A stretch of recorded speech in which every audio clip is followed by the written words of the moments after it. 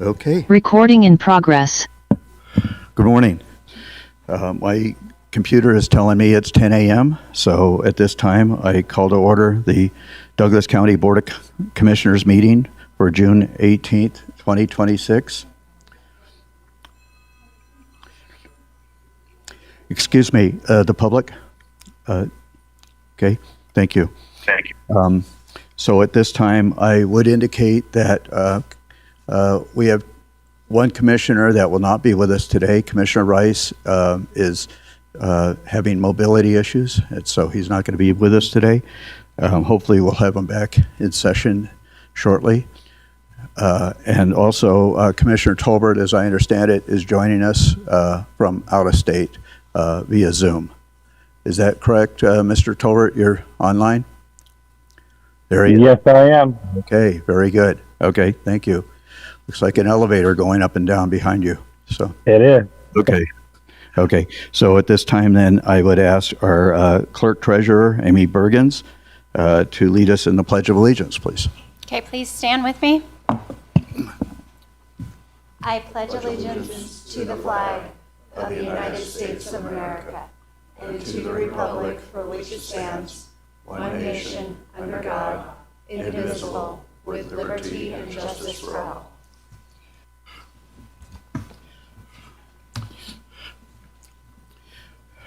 Thank you. So because of Mr. Tolbert's remoteness, I've asked Commissioner Hales to move over and be our timer today. So the first item, as usual, is public comment. Public comment is limited to 3 minutes per speaker unless additional time is granted by myself. We use timing lights, so when we ask you to approach the podium, print your name so that we can have that clearly into the record. State your name. Once you state your name, then Commissioner Hales will start your 3-minute time. When it gets down to 30 seconds, you'll hear a beep and it'll turn yellow. And then after 3 minutes, you'll hear an obnoxious beep, which will be red. Okay, we ask you to please conclude your comments and sit down. In addition to opening public comment will also be taken on administrative agenda items that are identified for possible action, and again at closing public comment. If you plan on speaking to a specific agenda item that is on the administrative agenda, we ask that you, and identified for possible action, we ask you to please provide your public comment at that time, unless you need to leave, and then please provide that during this opening public comment portion of the meeting. If you wish to speak in regards to items that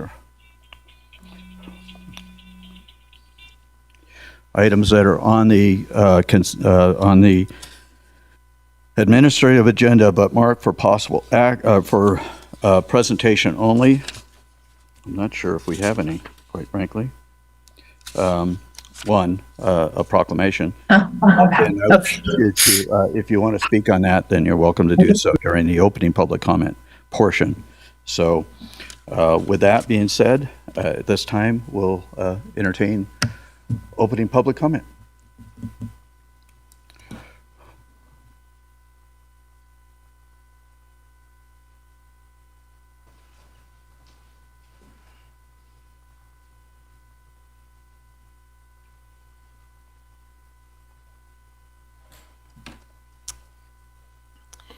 Good morning, Linda May Iver for the record. The Minnetonka Airport is making a major update to their airport master plan.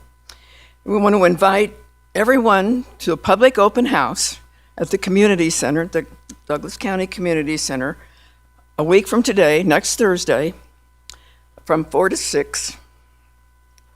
And we look forward to seeing everyone there to learn more, make comments, and contribute to the airport's future.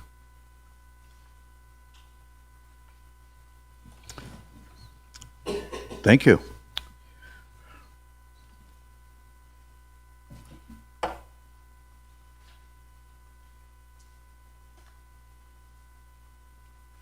Good morning. I'm Sandy Howard, and I've lived next to Smelter Creek since Can you 1995. pull the microphone down towards Sure. you? So thank you. And you want Is to that start at better? time? I'm Sandy Howard, and I have lived next to Smelter Creek since 1995 and have experienced many significant flow events, and I know how this creek behaves. In 2011, you can see clearly Smelter Creek, how it's defined, bends and curves that accommodate the flow to slow it down, and also a secondary. Around 2019-20, we noticed a sudden significant change in the creek's behavior. A new offshoot appeared running through our neighbor's backyard, then through ours. Water would pool in our backyard from time to time, and then the flow would go on to the neighbors to the west of us. We repeatedly wondered why the flow had changed so drastically, where the new offshoot had originated from. And that's this one right here. You can see the new offshoot, and then this is my yard here. So it would run through here, through Mindy's, through ours, pool here, and then on to the next neighbor. By 2023, several of the high flow events, there were heavily built up sediment in the creek. We repeatedly asked the county to clean out the channel, and we're told not gonna happen. And then this 2023 aerial view shows the significant. Okay, I've already showed that. Then came the flood of 2025. In December of 2025, work had begun on Buckskin for the $350,000 clean-out project.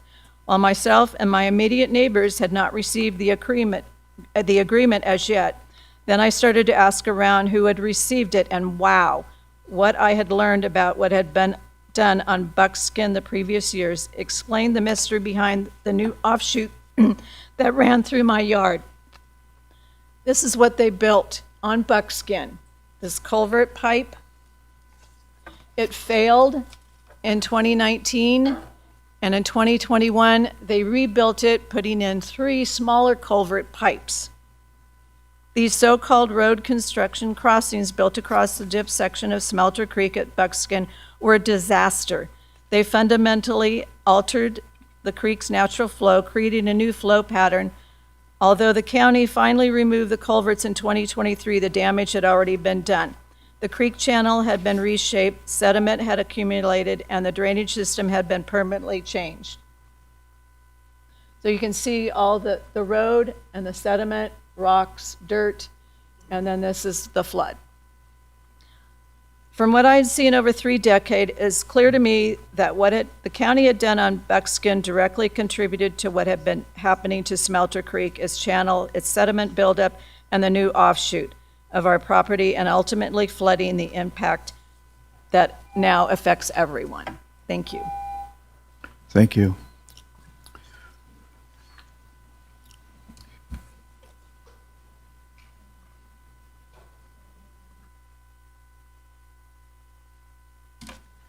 Rachel Christensen. I've repeatedly attended these BOCC meetings to express my great concern over the partial restoration that was done on Buckskin. Since you have shown no concern and come out to see for yourself, I thought I would bring the photos of what it looked like before and what it looks like now today. We're very concerned that this is going to flood these next homes, as you just saw in hers, where the water is now directing. This right here was the day before it was cleaned out. This is today. All of that water is heading straight towards these homes from the county's clean out, from the stormwater restoration project that you guys approved. To follow up on what Sandy spoke of, we recently submitted a FOIA request for documents pertaining to the culvert pipes put over Smelter Creek at Buckskin. We received the following response from Courtney Walker. In 2019, the Douglas County Road Department installed 2 culvert pipes and constructed a road over them. At that time, the Stormwater Division had not yet been established. The project was undertaken because Buckskin Court became inaccessible during rain events, requiring road department staff to clear the dip section after each storm to maintain access for residents and emergency vehicles. In 2021, the county's Stormwater Division removed its original road and culverts at Buckskin and installed 3 new culverts with a newly constructed road. This upgrade was intended to address the significant drop-offs created by the earlier installation and to improve overall safety. In 2023, water began backing up and flowing more slowly along Smelter Creek due to the culverts restricting flow. As a result, the culverts were removed. There is no environmental impact statement, no engineer project proposal, no return on investment analysis. The total cost of the project: the road department funded the initial installation under Mike Davies, the project lead. The stormwater department funded the second culvert installation. Because neither phase of the work was tracked under a project number, determining the total project cost is unclear. Any other documents pertaining to this project? No, there are other documents. I would like to point out the following. Stormwater Department was funded in 2018. As Courtney stated, in 2019, the Stormwater Division was not yet established, yet we actually have the license agreement signed by Courtney Walker in 2019, stormwater maintenance, with her signature when they cleaned that out. Other streets in the area were also inaccessible, but they never worried about cleaning those out. Courtney also admits that she knew that this was causing problems. Yet when asked about cleaning out the other areas, she said it was not going to happen. No engineering or documents required for stormwater projects? Is this the norm? And also, it is a norm where departments do not have to keep track of spending on projects they do, using our taxpayer dollars. Thank you.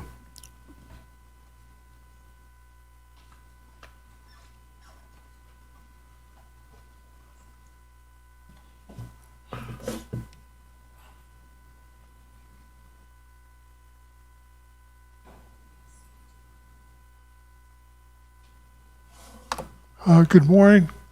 My name is Ken Douglas, and I live on the east side of this valley. While we did sustain some flood damage, it pales into insignificance compared to what this lady just presented. I'm here for one reason. I believe that the initial board's position of appointing a task force to study this issue is not the answer. The answer lies with you commissioners. This is what you were elected to do. This is your burden. And I'm fearful that this will end up just like the Grace Commission report many years ago in Washington, D.C. So I'm calling on you folks today to just assume the responsibility you were elected for. Be big. Thank you. Thank you.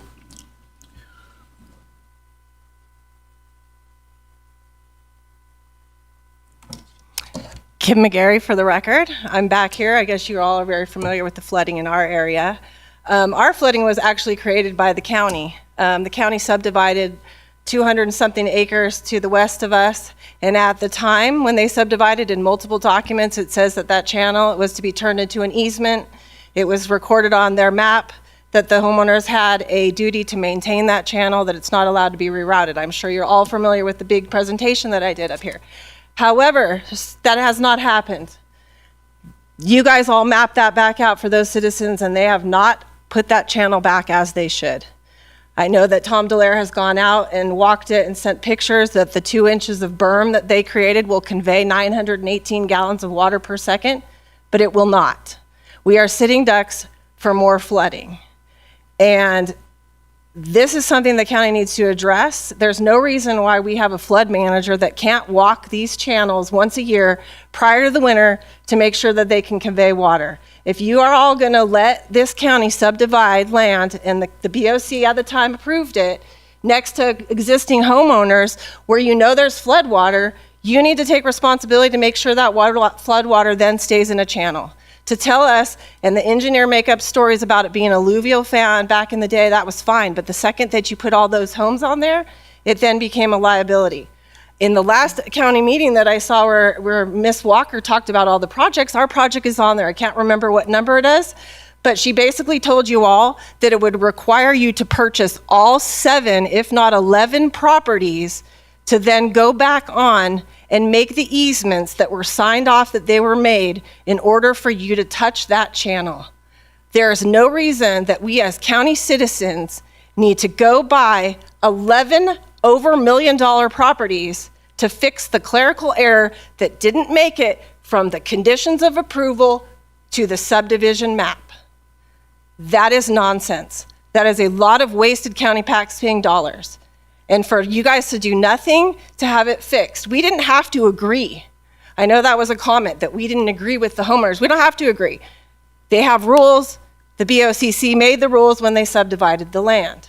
Somebody needs to go out and check that channel. It needs to be engineered back to the standards that was required when it was subdivided.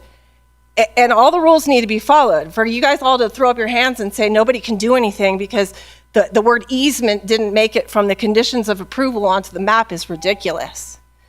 And if we're going to make a task force, I'm sure there's more areas like this that were basically created by the county. Our flood problem was created by the county because when they decided to put all those 7 homes coming down the hill, they should have channeled that water that used to alluviate out although there's no documents ever, even from before the subdividing of the land, that it was ever an alluvial fan. The USGS maps are very clear that it was always a channel. Thank you. Thank you.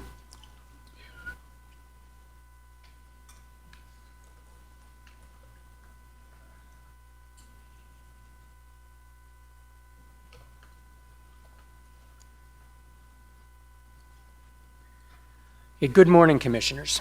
My name is Robert Byron.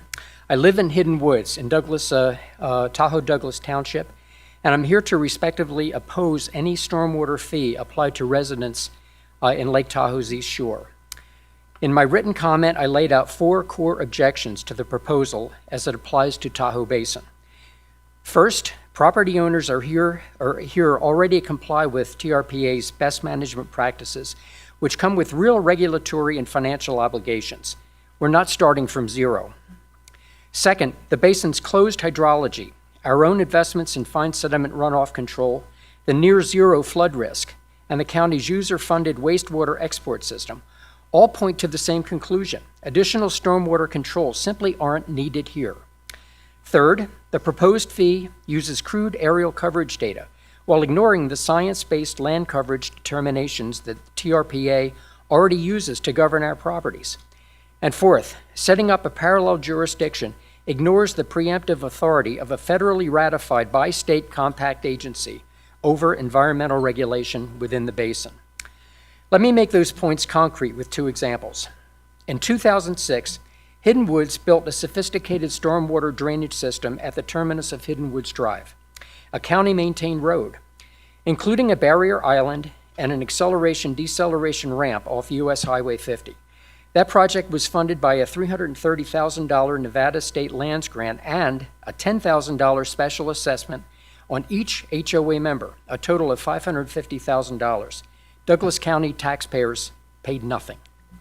At my own home, in 2017, I spent over $50,000 on a permeable pavers, linear drain and dry well, and crushed stone perimeter, all part of a snow removal system built specifically to eliminate fine sediment runoff in compliance with TRPA standards. My land coverage now sits at under 3,500 square feet, well within my 3,900 square foot TRPA allocation. My property meets every TRPA requirement. As a member of the Hidden Woods Architectural Committee for the past 10 years, I can tell this board directly, every application for external improvements in our HOA during that time has met the same rigorous stormwater and sediment standards.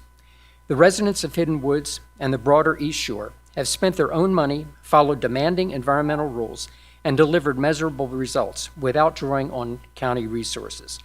And imposing a new fee on top of that track record isn't sound policy, it's double billing.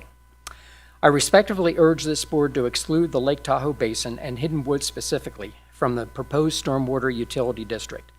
Thank you. Thank you.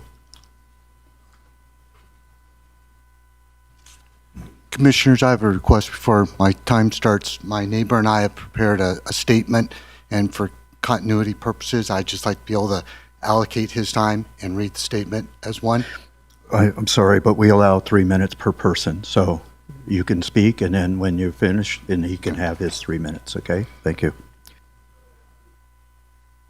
His voice is much better than mine anyway. So. My name is Steve Mundy. The speed reduction on East Valley Road from 45 miles per hour to 35 miles an hour is a solution looking for a problem. In fact, it is a solution looking to make more problems. Sheriff Coverly testified that there is no issue with accidents given the current road conditions and environment. So what exactly are you trying to accomplish? What are the goals for this speed reduction? Do you have a plan to measure the effectiveness of achieving those goals? Do you have a plan to make adjustments if the goals are not met? During the first reading, Commissioner Tolbert asked, what is the basis behind this proposal? Director Richter stated that it is a combination of road conditions and more homes on East Valley that have direct access. Perhaps this ordinance is based on pure conjecture. It is a false and unsubstantiated narrative. Perhaps the real goal here is to avoid properly maintaining East Valley Road and completing the key projects identified in the 2017 Transportation Plan. This ordinance is a perfect example of laws don't have to make sense. They just have to make someone feel good. The lower speed limit will encourage more bicyclists on the road. With little to no shoulder for bicyclists, this will cause unsafe passing and will likely result in accidents with bicyclists. What is the county's plan if that happens? In 2006, when the East Valley was fully paved, it was considered a bypass road. In subsequent transportation plans, including the 2017 plan, a primary focus has been to reduce traffic, especially truck traffic on 395 through town by creating bypass roads such as East Valley.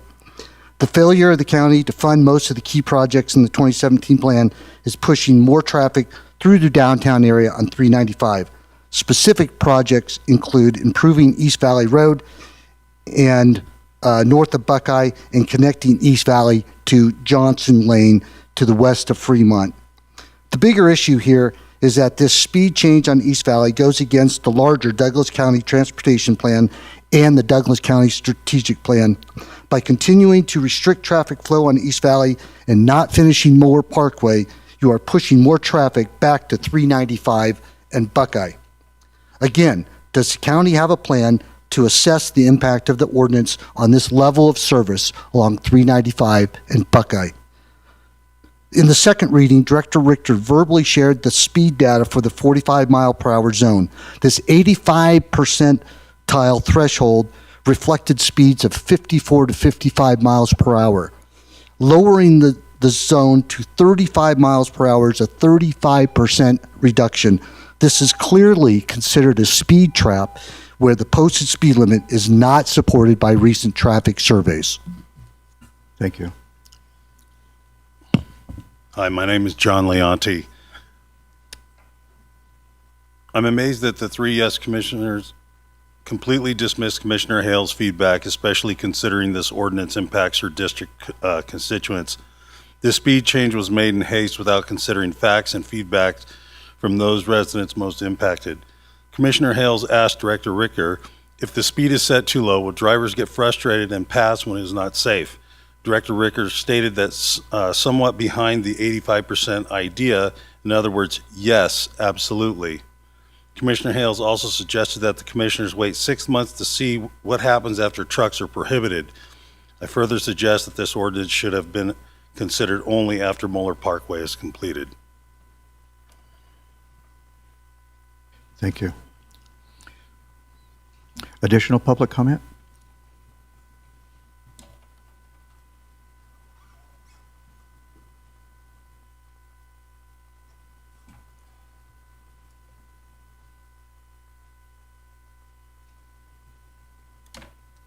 Good morning, Commissioners. Dave Wetzel, Douglas County. I've had conversations with several people, and it's been 3 weeks since half the county showed up to say hi to you. I'm wondering if we have a schedule for the maintenance of the culverts. That's my question. Does anybody have a schedule yet of when these culverts, I just hear, should be walked, should be looked at? I've sent pictures. Do you have a schedule? No. I'm going to assume that's enough. Mr. Wetzel, this is not a question and answer period. Okay. This is for public comment, and we will get you the answer to that question later on. But Perfect. Okay. thank you. Wonderful. I'd like to remind the commissioners as well that the first point on the Douglas County Republican platform is to not approve any taxes or fees without a vote of the people. Thank you. Thank you, Mr. Wetzel.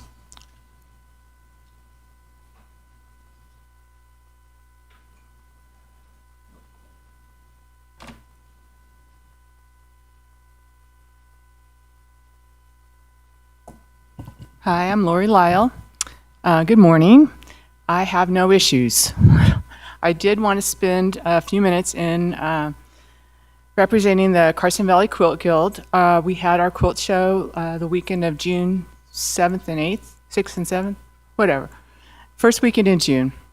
It was an incredibly successful show. We had more than 900 residents and visitors come and go through our display of quilts. Very successful, but it wouldn't have happened without the incredible support and generous participation of the staff at the community center. That staff is amazing. They are welcoming, they are professional, they have done nothing but be of assistance and help and support to us in putting on this event. So I did want to recognize Scott Dewar, Cole Klein, Laura Klein, Sandy, Heather, Rachel, all the staff that's there that serves the public every day with a smile, with professionalism and compassion. So thank you so much for setting the example. It comes from the top, it comes from the administration, it comes from the Board of Commissioners. You guys are prioritizing public service and community support. So I thank you for that. Also want to recognize the board. I've heard lots of very important and difficult issues just in the last 20 minutes. You have a very difficult job, and I do want to express my appreciation for your willingness to sit there and try to resolve these issues. It's not everybody who can take that kind of pressure and do it with grace and professionalism. So thank you very much. And Ms. Lyle, I want to take an opportunity to thank you for your participation as a member of our Planning Commission. So you face similar consequences at each of your meetings. So, yeah. Good afternoon, or good morning. Not afternoon yet. Ron Conway, Johnson Lane. First off, let me say I support the 35-mile-an-hour speed limit. Nobody's ever going to change my mind about that. We're going to see rewards down the road. Let's talk about the stop sign on Fremont and Johnson. Not going to give up on that. And the situation's going to get worse. The folks that run the mine out there have regraded the road and chip sealed it. So now it's a very smooth, flat, nice road. Almost what Fremont used to be. But you can go really fast now. There's no transition from a dirt road to Johnson Lane. Used to be a pretty good bump there. Not anymore. You can hit 40 miles an hour easy coming out of that BLM. That's going to put people on that first section of road at 25. They're going to be going awful fast. Not just the trucks. I'm not complaining about the trucks. I can stand at my fence and they slow down. It's funny. You've all seen it. It's the cars, the kids at night, the RV trailers, the guys pulling UTVs. We watch them go up through there at 35 and 40 miles an hour. Now it's going to get worse. You've got people who have dogs and children on that last block that play in their yard outside. That stop sign's going to make a whole lot of difference at this point. Thank you. Thank you. Is there additional public comment? Not seeing any additional public comment. I'll bring it back to the board. Number one, I wanted to take a moment to talk about a tragic accident that occurred in our county a week or so ago, a little bit over that. In an answer to Mr. Wetzel, did you want to address that? Thank you, Mr. Chairman, members of the Commission. Jennifer Davidson, County Manager. For the record, there are a number of factors that play into when we schedule our stormwater assets for maintenance. We typically do work at multiple points of the year in anticipation of the coming season and anticipated major weather events or after major weather events on many of these assets. So there is not, to my knowledge, a set date in which these assets are scheduled for maintenance, but I am providing this feedback to the team. Additionally, we have launched an interactive GIS viewer with all of the county's stormwater assets identified on a map that the public can view and click on. Each of those assets includes a date when they were last inspected and maintained and a picture. Many of them, I believe, have before and after pictures. So if you're curious about when something was last maintained, you can log in and view that information, and you can see the before and after photo. If a member of the public has a concern regarding the state of a piece of stormwater infrastructure, I'd encourage you to reach out to our stormwater team or to my office, and we'd be happy to bring it to the attention of staff. Thank you. Is that interactive is on our website? Yes, sir. I'm sorry. I didn't complete my sentence there. Yes, that interactive stormwater map can be accessed from our website. Okay, thank you. Appreciate it. So, as I mentioned, a week and a half ago, a young man, 16 years old, resident of Topaz Ranch Estates, was on a moped with his girlfriend and failed to stop at a stop sign. And it was a two-way stop. The reason it's a two-way stop is because the elevation of Slate Road in TRE does not allow for either the uphill or the downhill stop signs because of possible weather conditions would not allow vehicles to stop. Anyways, unfortunately, the 16-year-old did not see a vehicle that was traversing sandstone and ran into it and was pronounced dead on the scene. His girlfriend was air flighted into Renown in Reno and with head injuries, but from what I understand, is expected to survive. So what I want to indicate is that we all enjoy the fact that this is a rural county, and I think we want to remain so. At least that's what I gather from our residents. We have a lot of ATV, UTV, off-road vehicles, mopeds, motorbikes, what have you, running around our county and accessing the town from the rural community or outskirts, East Valley, whatever have. I don't know that we want to eliminate that aspect. So I guess what I'm asking is for our public to be aware that these things are occurring and can occur and be more cognizant. This is a 25-mile-an-hour zone in a residential community. I don't know that there was any illegal motion of the car, and I don't know how fast the moped was traveling, but it was a very unfortunate accident, and they're going to happen. So I just ask our community to be cognizant of this, be more careful, and try to respect the speed limits that are in place, and also the traffic control devices, stop signs, and whatever have you, because we don't want to lose any lives to this type of accident. So, anyways, that's all I have for public comment.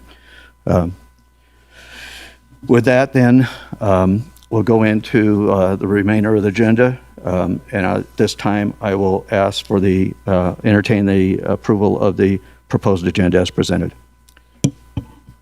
So moved. Second. Motion by Commissioner Hale, seconded by Commissioner Tarkanian to approve the proposed agenda as presented. Sensing no issues, all those in favor signify by saying aye. Aye. Okay, motion passes 4-0 and 1 absent. Did I get that correct? Okay, thank you. And now entertain a motion to a discussion to approve the draft minutes of regular meeting of May 7th, 2026 of the Board of County Commissioners. Entertain a motion to do so. I'll make a motion to approve the draft minutes of May 7th, 2026. Second. Okay, motion by Commissioner Tarkanian, seconded by Commissioner Hales to approve the draft minutes of May 7th. Any corrections? Sensing none, all those in favor signify by saying aye. Aye. Aye. Motion passes 4-0 and 1. We'll go now into the consent calendar. We have items A. We have a very long consent calendar right now. A through, what is it? LL. Entertain a motion to approve the consent calendar as presented. So moved. Second.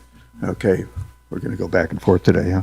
Motion by Commissioner Hale, second by Commissioner Tarkanian to approve the consent calendar items A through LL. Since no discussion, all those in favor signify by saying aye. Aye. Motion passes 4-0 and 1. We will now go into the administrative agenda, and that's item number 8 for presentation only, something we do every year at this time. Ceremonial presentation of Proclamation 2026P-044 proclaiming the week of June 22nd, 2026 through June 28th, 2026 as National Pollinator Week in Douglas County, Nevada. Being presented by, I've asked Commissioner Hales to go down and read this, and then Mary Martin and Joanne Kleinges. Did I get that right? Kleinges. Something like that. Okay. Master Gardeners with UNR Cooperative Extension. Proclamation 2026P-044, Douglas County Board of Commissioners National Pollinator Week, June 22 through 28, 2026. Whereas Douglas County has an abundance of plant and animal species that enhance the natural beauty of Douglas County and contribute to the health of our ecosystems. And whereas pollinator species such as bees, birds, butterflies, bats, beetles, and others provide substantial benefits that are vital for maintaining healthy flora and fauna, supporting wildlife, providing healthy watershed and soils, and more. And whereas healthy pollinator populations are critical to the continued economic well-being of agricultural producers of rural America and of the U.S. economy, and about 1 in every 3 bites of food exists because of the work of pollinators. And whereas pollinator populations have seen a steady decline since the 1950s, which may be due to factors such as disease, parasites, viruses, loss of habitat, exposure to pesticides, and lack of genetic diversity. And whereas it is critically important to encourage the protection of pollinators, increase the quality and amount of pollinator habitat and forage, reverse pollinator losses, and help restore pollinator populations to healthy levels. And whereas National Pollinator Week provides an opportunity to celebrate pollinators in our county, encourage the protection of pollinators, increase the quality and amount of pollinator habitat and forage, reverse pollinator losses, and help restore pollinator populations to healthy levels to ensure healthy ecosystems and food security. Now therefore be it proclaimed by the Douglas County Board of Commissioners to recognize the vital significance of protecting pollinator health, do hereby proclaim June 22 through 28, 2026 as National Pollinator Week in Douglas County, Nevada. Yay. Thank you. Actually, you said everything I was going to say, so I'm just up here as a member of the Bee and Pollinator Club to say thank you to the commissioners for recognizing the Pollination Month and how important it is to our community and health. Thank you. Thank you. Do you mind if we get a photo? Sure. Looks like you're wearing lavender also, which is a very important herb in our community, right? So,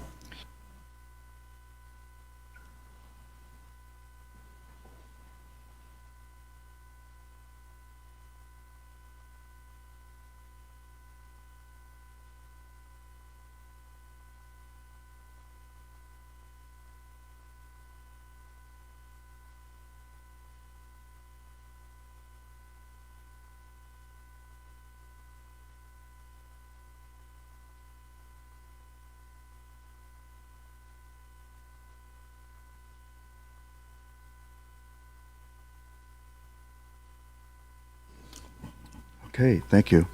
We'll now go into item number 9 for possible action, discussion regarding the creation of a stormwater utility task force to assist the county manager and the Board of County Commissioners to evaluate options and develop recommendations responsive to community concerns related to the Douglas County stormwater utility.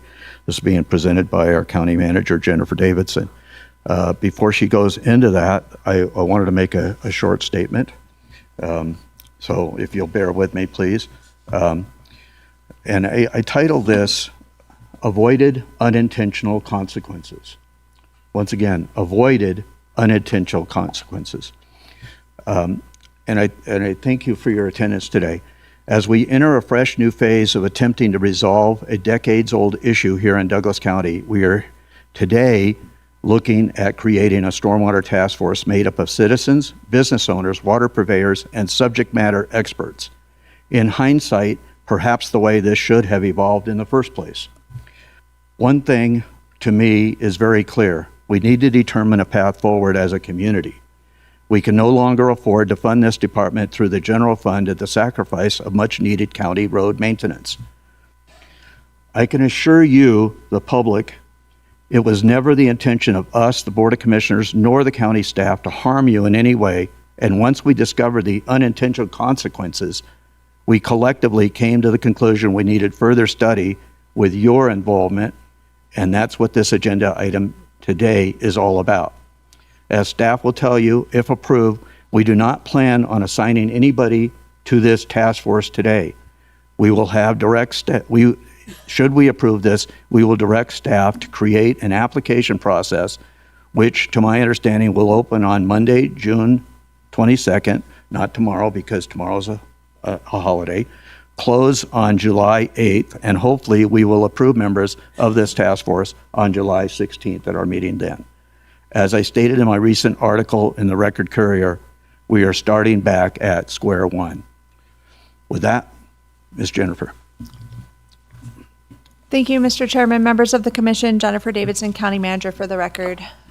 Before I begin my comments on this, I just would like to take this opportunity to also accept some accountability for the situation. Before I do that, and it is absolutely important as it is a value of this organization to accept accountability for mistakes. I do want to give this board and members of the public some insight as to where the leadership and staff team who was assigned to work on this project were coming from.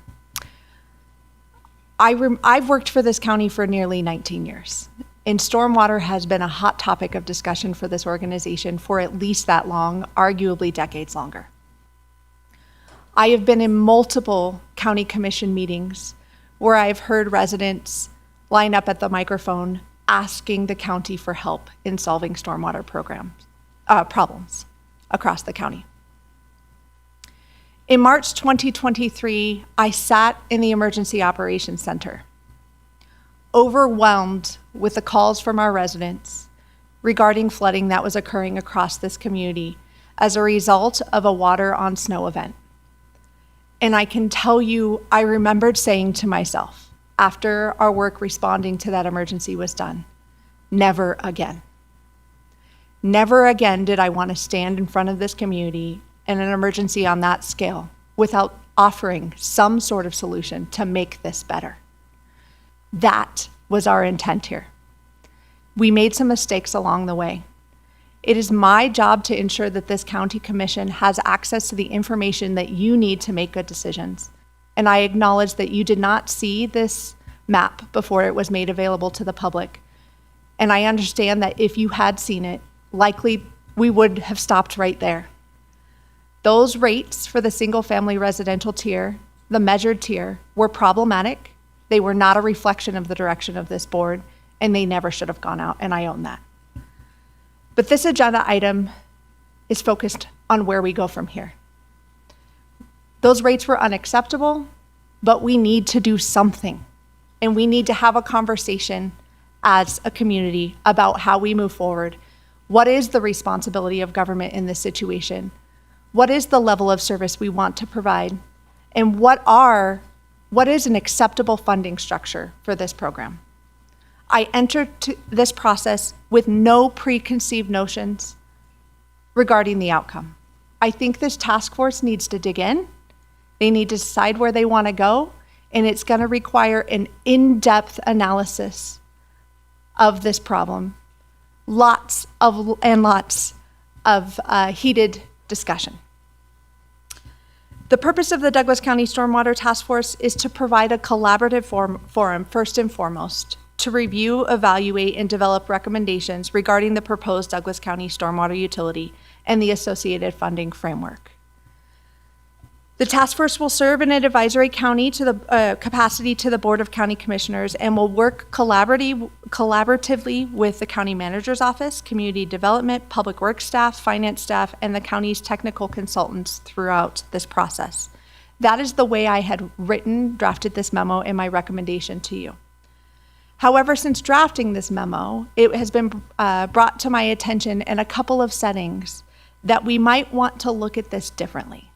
So again, in the spirit of providing this county commission with all of the information that you need to make a good decision, I want to make sure that you understand you have a couple of options when it comes to this task force. If this board chooses to make direct appointments, meaning you select the individuals who will be the members of this task force, and if you choose to have this task force make their recommendations directly to you, then this task force has to be subject to open meeting law. There is another option. You can have this task force report directly to my office. It has been structured that way in the past. The reason why I bring this option to your attention is because I have had a number of residents from the business community and just residents in this community tell me that they would be interested in serving on this task force. But they are concerned that the task force may not be able to have productive deliberations needed to really have the difficult conversations they need to have and engage in thoughtful deliberation on this topic if all of that deliberation is done in a public setting. The second option allows for the task force to do some work subject to open meeting law and some work in working groups behind closed doors. My recommendation remains that this be subject to open meeting law and that all of these meetings happen in a public setting because my desire is to maintain public trust. But I also understand that some individuals who wish to participate on the task force may not be as candid as they otherwise would if they did not have an opportunity to do some working sessions behind closed doors. So I do offer that feedback to you. Additionally, I received some feedback since making my recommendation that issues at Lake Tahoe have an added layer of complexity due to the regulations at Lake Tahoe specific to TRPA, and I agree with that feedback. I do recommend that you keep that in mind as you look at the composition of this task force. And it is further my recommendation that a sub-working group of the task force consist just of Lake Tahoe stakeholders who will be able to meet independently from the main task force group and then report back to the task force regarding their recommendations specific to Lake Tahoe. That group would work directly with the technical advisors and stakeholders at the lake, including representatives from TRPA. And I have a commitment from TRPA leadership that they are willing to participate in that process. Yes, sir. May I ask a question here on that particular subject? Would that subgroup also be subject to open meeting law? That subgroup does not have to be subject to open meeting law because it would not be a quorum of this board, of this task force. However, if it is the desire of this county commission that that group be subject to open meeting law, then we would follow through with your direction. I'm just asking for general. Yes, yes. I do recommend, regardless, there should be lakes at the meeting as part of this process. The task force membership should hear from residents at the lake, their unique circumstances, and their perspective, as well as businesses at the lake.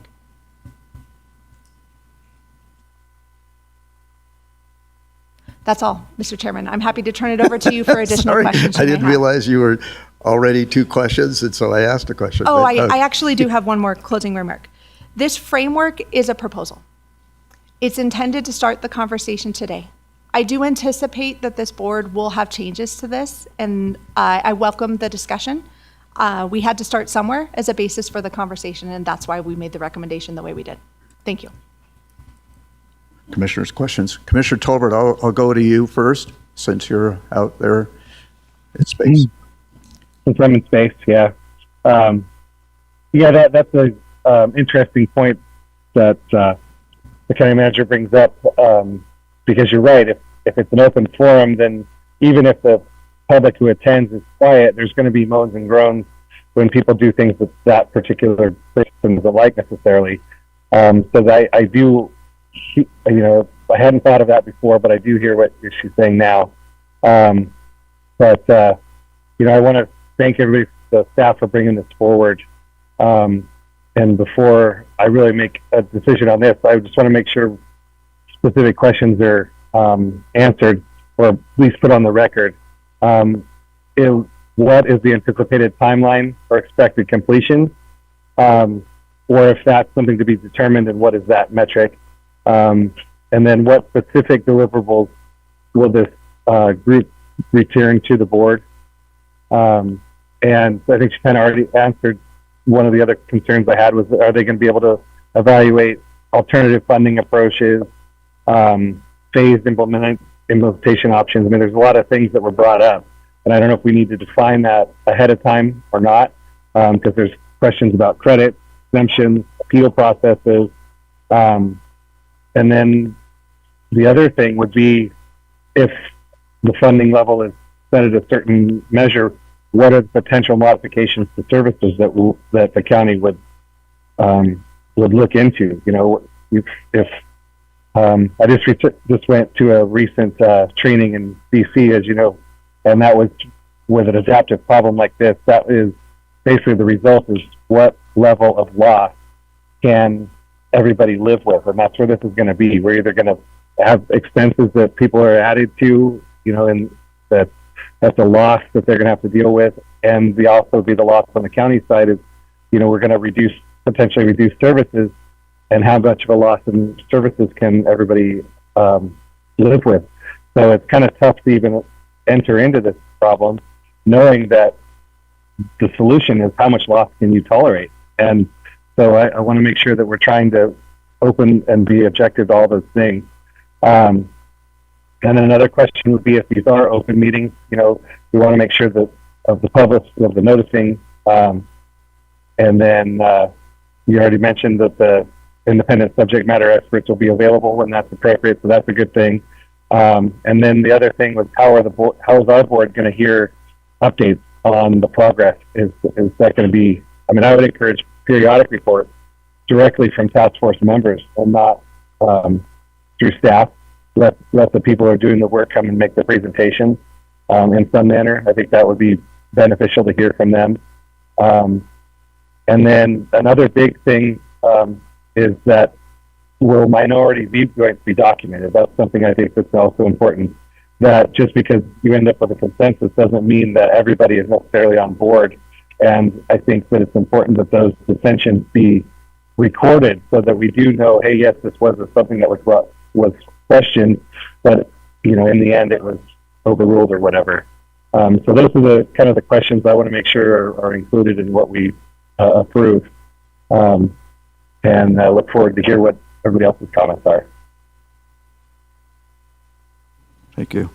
Commissioner Tarkanian, you have nothing to weigh in at this time? Okay. Commissioner Hills? Yeah, I know. Okay. Commissioner Hills? I appreciate the statement of accountability. Thank you. And I appreciate the thought that's gone into this. And in my opinion, we're heading in the right direction.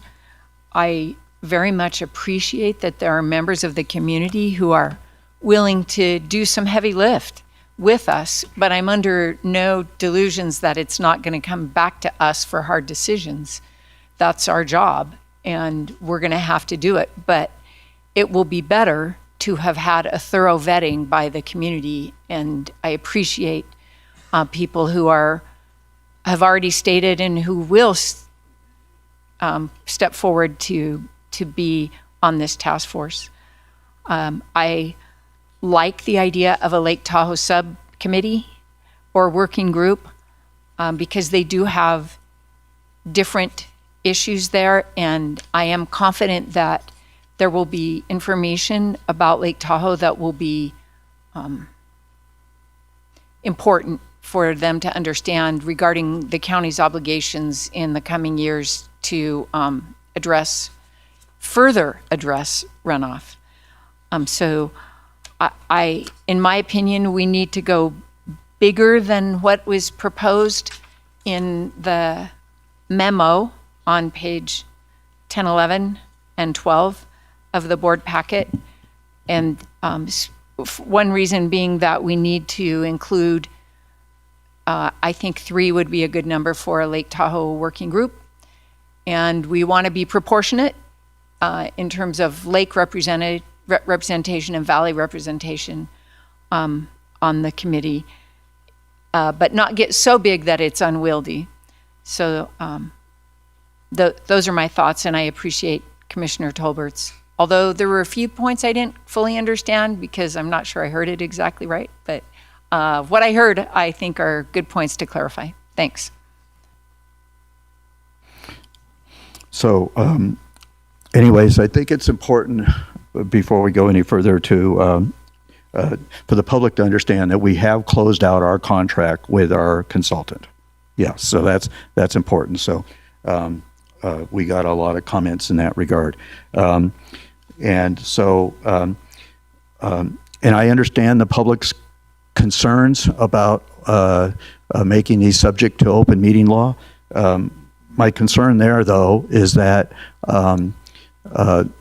if the public doesn't feel like they are having an opportunity to weigh in and be a part of it, even if they're not on the committee, then they will feel like maybe something is being done behind closed doors.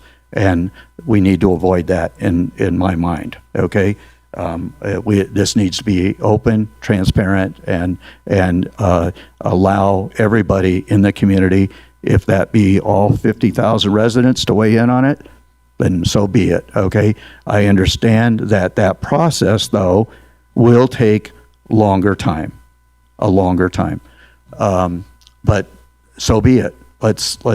Let's not rush it. Let's get it right, okay? And let's make sure that everybody has an opportunity to weigh in on this.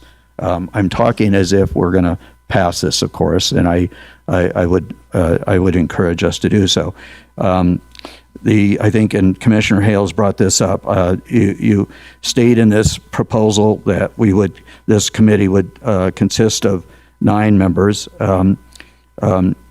What do you anticipate would be your maximum number, Ms. Davidson? Because I have some thoughts there, but I wanted to hear what you felt was the maximum. Thank you, Mr. Chairman, for the question. Jennifer Davidson, County Manager, for the record. The largest group that I have successfully worked with for a task force was 15 individuals. It started out as 15. 2 people quit because they did not feel that their voices were being heard. So it ultimately resulted in 13 individuals staying committed to the process moving forward. I mentioned the reason why those 2 individuals quit. It is hard to have your feedback taken seriously when a group is too large, and there are often temptations for subsets of groups to form, which can create issues for the facilitator to build consensus effectively. these subgroups can get stuck on individual thoughts and ideas and be unwilling to move past it because they've built these minority consensus points. However, we were able to successfully work together on the VHR task force and come forward with a recommendation with one minority report in that situation with regard to the VHR task force. I do concur with Commissioner Tolbert that minority reports are important to include in the final summary. And I did note that in the memo that they would be included here. So my recommendation is that we not exceed 15. And I just would note the larger the group, the harder it is for people to feel heard. Thank you. Obviously, my concern here is that I know that I've had a large amount of our public reach out to me that has offered their desire to be on this task force. I know that Commissioner Hales has done that. Also, I would imagine people have reached out to Commissioner Tarkanian and the other commissioners as well on that. So trying to whittle it down to 9 would be extremely difficult, I believe, for us as a board. But I also respect the idea that going above 15 or even to 15 might be also unwieldy. And of course, the selection of a facilitator by us is going to be also a difficult chore. If we need to make sure that whoever we try to get to be a facilitator doesn't watch the meeting of May 28th, because that probably would indicate that they probably don't want to be part of that. Okay. So, anyways,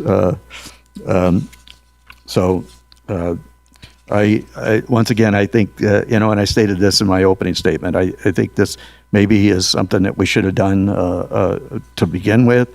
But I also, but time-wise, and we don't want to set any parameters on this, but the other thing is that we need to understand as a community that we begin our budget discussions in January, February, and conclude those with meetings of this board in March and April with a budget, and the sustainability of our stormwater division is reaching from the general fund is reaching the ability for us, and it's draining money off of other areas that we need to prioritize also. So I hope the committee could, should we approve that? I'll put it that way, right? Mr. Ritchie, should we approve it? But okay, that's really all I have. We need to go to public comment. Did you have any other questions? Comments? Yeah, go ahead. Yes. My understanding from reading the memo was regarding the question of what do you do with the consultants' work, with the work that this board and staff have done to this point, and reading the memo that was provided, I felt that there could be useful information from that work that was done, but certainly a committee or a task force would not be bound by anything that was done. And so to me, that's the appropriate level of influence from the work that's been done already. It could be insightful and helpful and doesn't need to be ignored, but on the other hand, it's far from controlling. It just could be informational. And that seems right to me. And I don't know if you want to address any of the points that Commissioner Tolbert brought up, Ms. Davidson, or maybe we hear public comment and then we bring it all together. Okay. Yeah, why don't we go ahead and go to public comment? So, okay. Are we open for public comment? Yes, we are. Okay. Once again, approach the podium, print your name, state your name, and once you state your name, we'll begin your 3 minutes. Thank you. My name is Juan Hayo, and I live, I live out by Holbrook Junction. And I applaud your creation of this task force and suggest that all the meetings should be open, or else you're going to find yourselves right back here like you were 2.5 weeks ago. There's a lot of distrust out in the county. I mean, everyone that I've talked to is distrustful. The other thing I would suggest is it sounds like you're on board with giving the Tahoe area people some extra representation as well as people in the valley. And I would request that beyond that, there ought to be some representation for people that are neither in Tahoe or in the valley, like all of the people that live out in Holbrook and TRE and all those places on the other side of Simi Demi who have no hydrological connection at all with either. And yet, many of them, including me, were getting set up for significant charges for stormwater that I'm pretty comfortable probably most of the projects are not going to be over at Holbrook Junction. So I would ask that whatever this task force is, that there be that the representation be spread geographically and include at least one or more members that are on the other side of Simi Demi or out of the basin, to where you're really getting wide dispersion of interest, because otherwise this is just another taxation without representation situation where we're getting bills and I don't see any anticipation that we're going to get any benefits. But thank you. Thank you.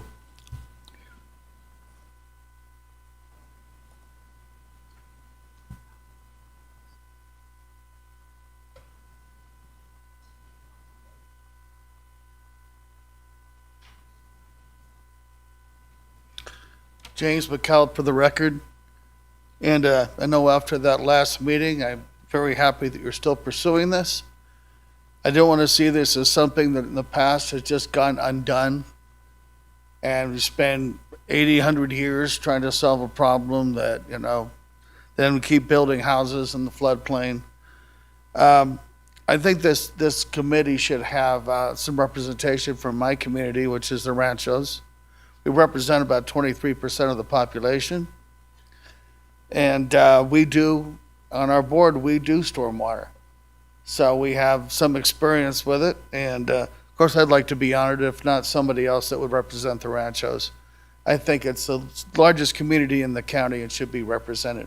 Thank you. Thank you.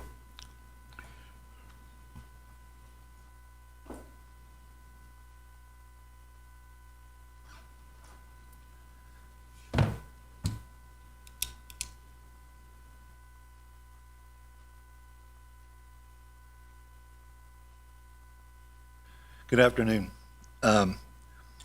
Richard Schock is my name. I'm a real estate broker and development planner, and I live in Minden. Could you do me a And first favor of all- and speak into the microphone, please? Thank you. Can you hear it now? Richard Schock is my name. Broker and development planner. First of all, you're doing a great job. It's good to see this come to fruition. It's going to be a long process, but you're doing the right thing by getting the community involved. There's going to be a lot of issues. Some people, if they won't be involved in this drainage study and the expense, and this will all work out, because anytime you do a development, it's roads and drainage. The houses come next. It has to have good roads and safe roads, and it has to have safe drainage. And we're all here. And when you look at this picture right here showing these mountains, you look down, at one time this was a lake thousands of years ago, because you got everything draining off these mountains coming down here and it's water. And the unfortunate thing is we have soil here that doesn't percolate. And percolation is where the soil will absorb the water.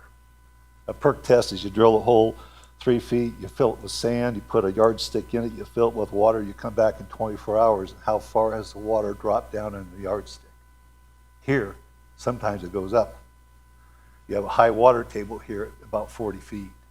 Because all this water coming off of these mountains is here. We don't have a water problem. We got plenty, except now you got a drainage problem.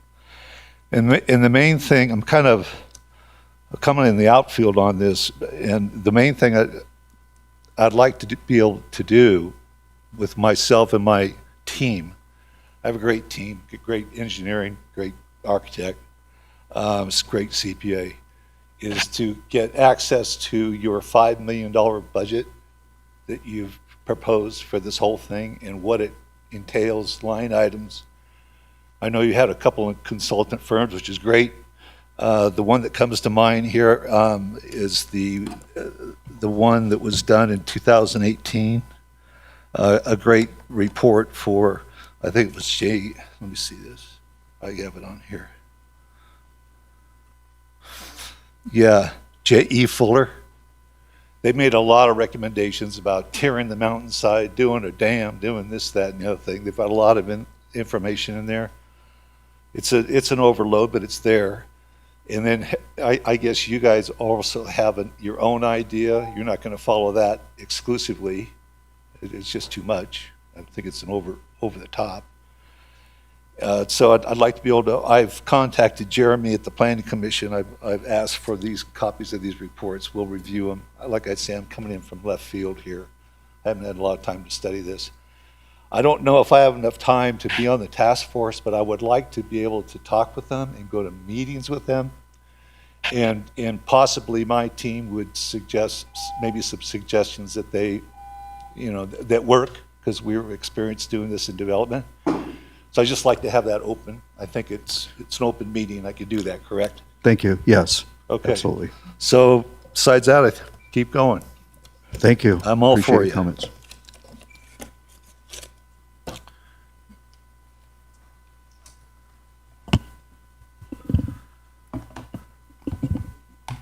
Good morning, Julie Duda. There are many valid reasons to oppose a stormwater enterprise utility task force. First, potentially, a task force may oppose a vote by the 41,000 registered voters. This appears to be the purpose of forming a task force. Next, community development staff have worked to secure flood mitigation grants and have succeeded with obtaining 2 grants. One grant for $7.32 million for a project in the Johnson Lane area, and another grant for $1.39 million for a Hayborn Meadows project. Securing a grant does not end the work needed to move the flood mitigation projects forward. Staff focus is essential to the process. Requiring key community development people to devote time and effort to a task force is a distraction to moving the grant projects forward to the best possible conclusion. Other county key leaders, including the manager's office, finance, legal counsel, and engineers, will all be impacted by task force requirements in addition to their already challenging jobs. At this point, the 2 appropriate actions are, number 1, take the issue to the people and let the 41,000 registered voters make a decision on stormwater enterprise fees, or stop the formation of a task force and prioritize focus on the flood mitigation grant projects and making the best possible use of the current and future county revenue. Forming a task force will be a distraction for key county leaders. We need their focus to be on current challenges, not on circumventing property tax caps. Nevada's property tax caps evolved as a legislative response to economic volatility and taxpayer revolts. The cap protects homeowners from large unexpected property tax increases and provides stability. On May 28th, there was a resident revolt. Over 400 Douglas residents showed up to protest, and over 170 emails were sent in protest. People have a right to property tax stability and are standing up to defend that right.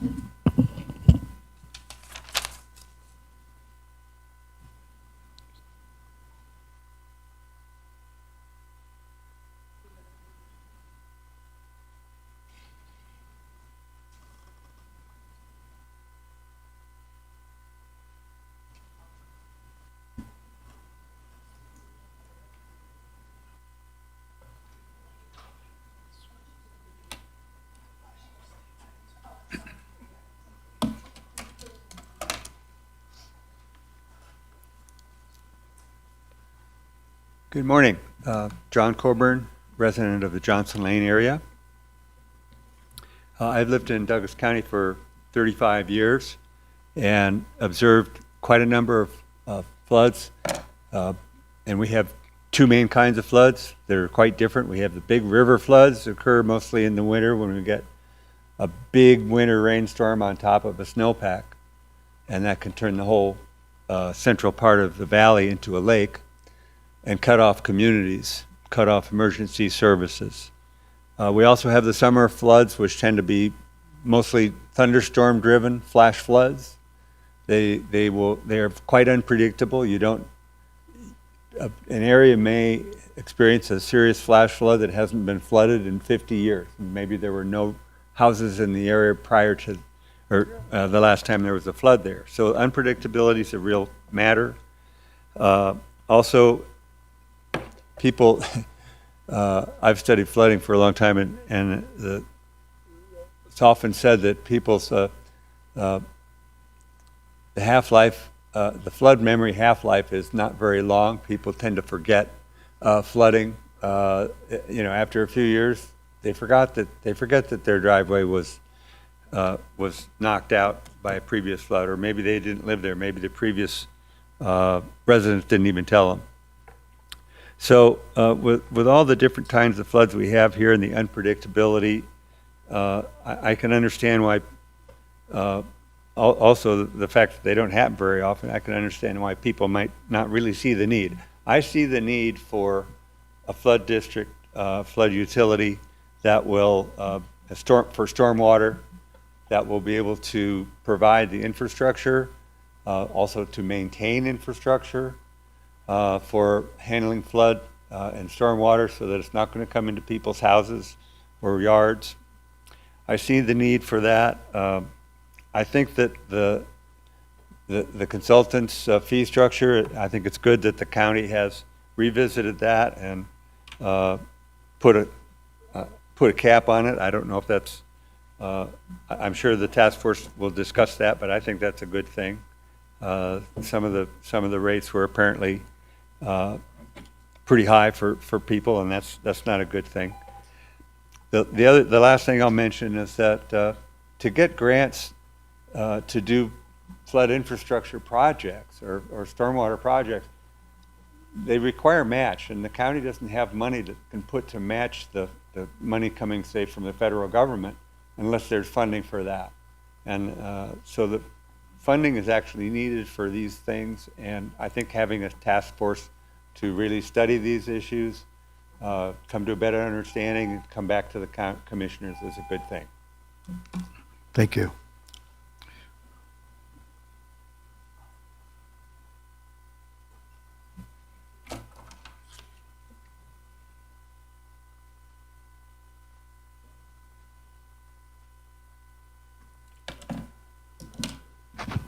Good morning, Commissioners. Mindy Southard. I have to say that it's been very stressful listening to the testimonies and to your responses. We're in a situation where some communities need immediate reaction from the county. We're not in a situation where, hey, let's get a task force, let's study about this, and what can we do about the flood problems? Because we have things that are imminent that need to be taken care of.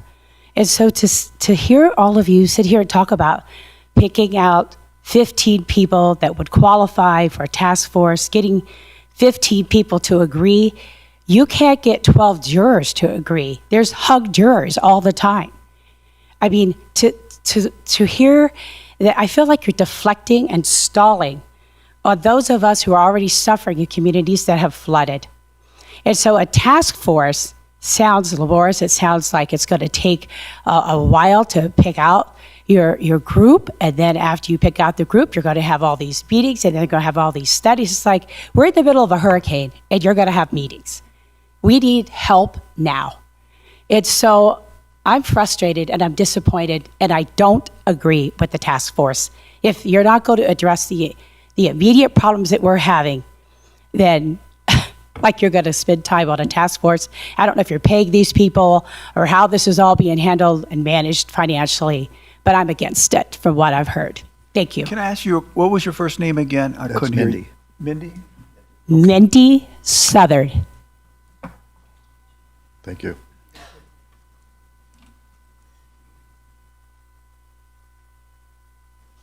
Kim McGarry again for the record. I would just like to get up here and say I 100% agree with Mindy. We don't need a task force.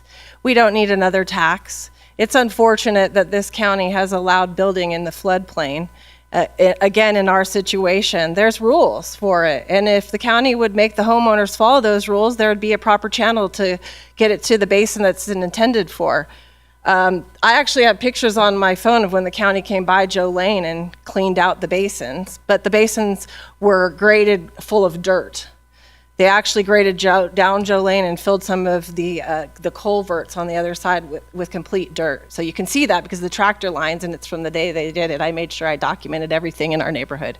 So to tell me now that I got to pay some ridiculous stormwater tax because you let some neighbors move in and you knew, and the builder knew, that there was a requirement to manage that floodwater. So I'm sure this is in more neighborhoods where you can go back and look at the historical documents, and that builder and or the county had requirements when that was subdivided. So, you know, us that don't live where there's floodwater or used to not live where there's floodwater shouldn't have to be paying an additional tax because you let somebody build and now it's pushing water on existing homeowners. I agree that the task force is a little bit late because there are some of us that every time it rains have extreme anxiety and are sitting next to the next event because nobody's being held accountable. It starts with the county when they subdivided the land and signed off in multiple places, which I showed that these would all be maintained, this water structure would be maintained and made it properly for the entire neighborhood. So I disagree with any homeowners being taxed now because the county didn't do what was right in the beginning and or is telling us that their hands are so tied they can't walk on these properties and make sure these people are maintaining what they okayed for them. Thank you. Additional public comment?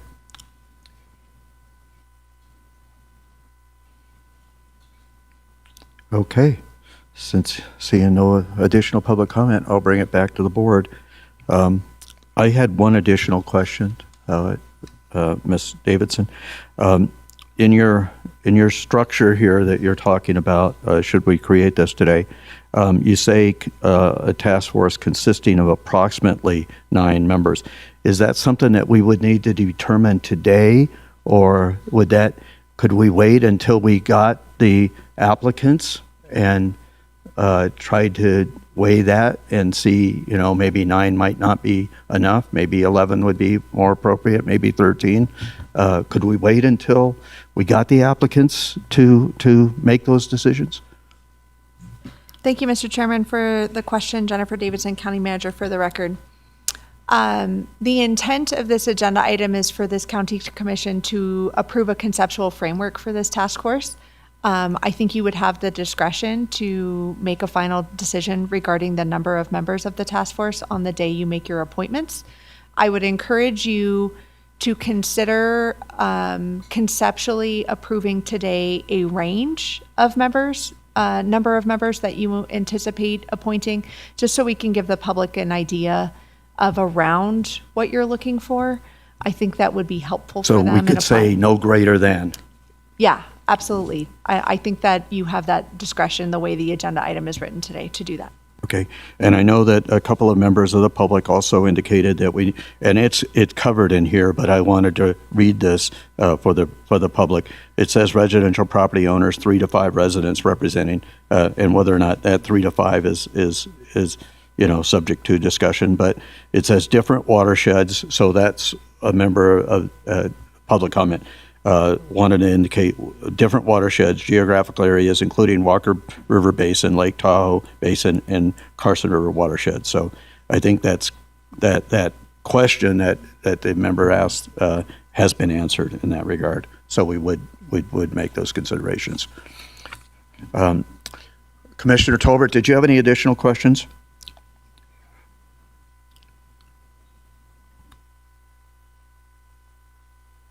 Let me get unmuted there. No, I just, the one thing that, it kind of just ticks to the way I think. When I hear a lot of the problems and and anger and frustration from the community. It has to do with, people saying that the county should have enforced certain requirements years ago and they should have taken a different approach in the past. But the reality is that this board cannot change decisions that were made 10, 20, or 30 years ago. None of us can. And only thing we can do is learn from them. And I think we've been trying to do that in saying, look at how we're trying to be transparent. We need a stormwater district to be able to address the issues that were done before. Even, talk about the one with the culverts were put in, were done, but they were done by a roads department, not a stormwater. Yeah, we can't go back and fix what was done back then. We can only look at fixing it now.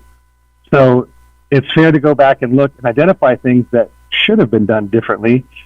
But remember, in hindsight is what gives us information and perspective that simply wasn't available back at the time that things were done. So I feel like my responsibility as a commissioner is not to relitigate the past.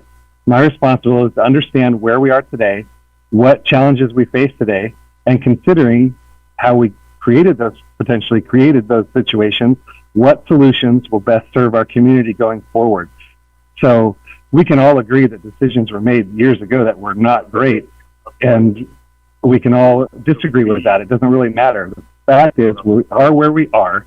We're trying to find a way to move forward and correct the situation for the betterment of everybody. And so I basically just want to make sure everybody understands that from my perspective, I can't fix the past. What I can do is work towards the best solutions for the future, and that's what we're trying to do. Thank you. Well said. Thank you. Commissioner Tarkanian. Okay. I agree with what Mendy stated, and the first person who spoke in public comment, I forgot his name now, about passing the buck on tough decisions from the board's decision and the delays that it causes.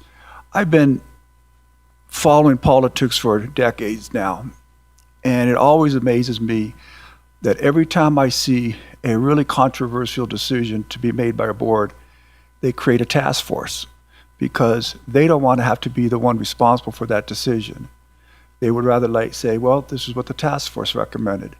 I understand that Commissioner Hales feels that ultimately we're going to make the decision, and we will, but we pass the buck to unelected people who are making this recommendation to us. And you look no further than the advisory boards that we have, that every time I vote against one of their decisions, I'm told, well, that shows disrespect to those advisory board members who spent all that time and effort to learn the issues. This is a decision. Since I've been on the board, I don't think there's been a more controversial issue than this one. And if that's the case, then we should be the ones that are, not we have to work with staff, but the staff should be investigating the different issues, different solutions, taking input from the public like it has in a lot of areas, maybe taking input from all these people that want to be on the, what do we call this board again? The task force, and then coming to the board to discuss what's the best alternatives, because we're the ones who should make that determination. One, I agree with, I think Ms. McGarry or maybe Mendy stated it, but the delays in this task force is going to cause a lot of problems. And I understand, there was so much opposition to this, and nobody wants to go through that. And quite honestly, the intent of the commissioners was not to create such an uproar with the public, but to try to find a very, very much needed solution. There's a lot of people in here that don't feel we should have any tax and we should do anything on this, and I disagree with that. The county commission is responsible for a few major things, one of which is the protection of our communities, whether it's in law enforcement, or whether it's flooding, or whether it's in safe roads.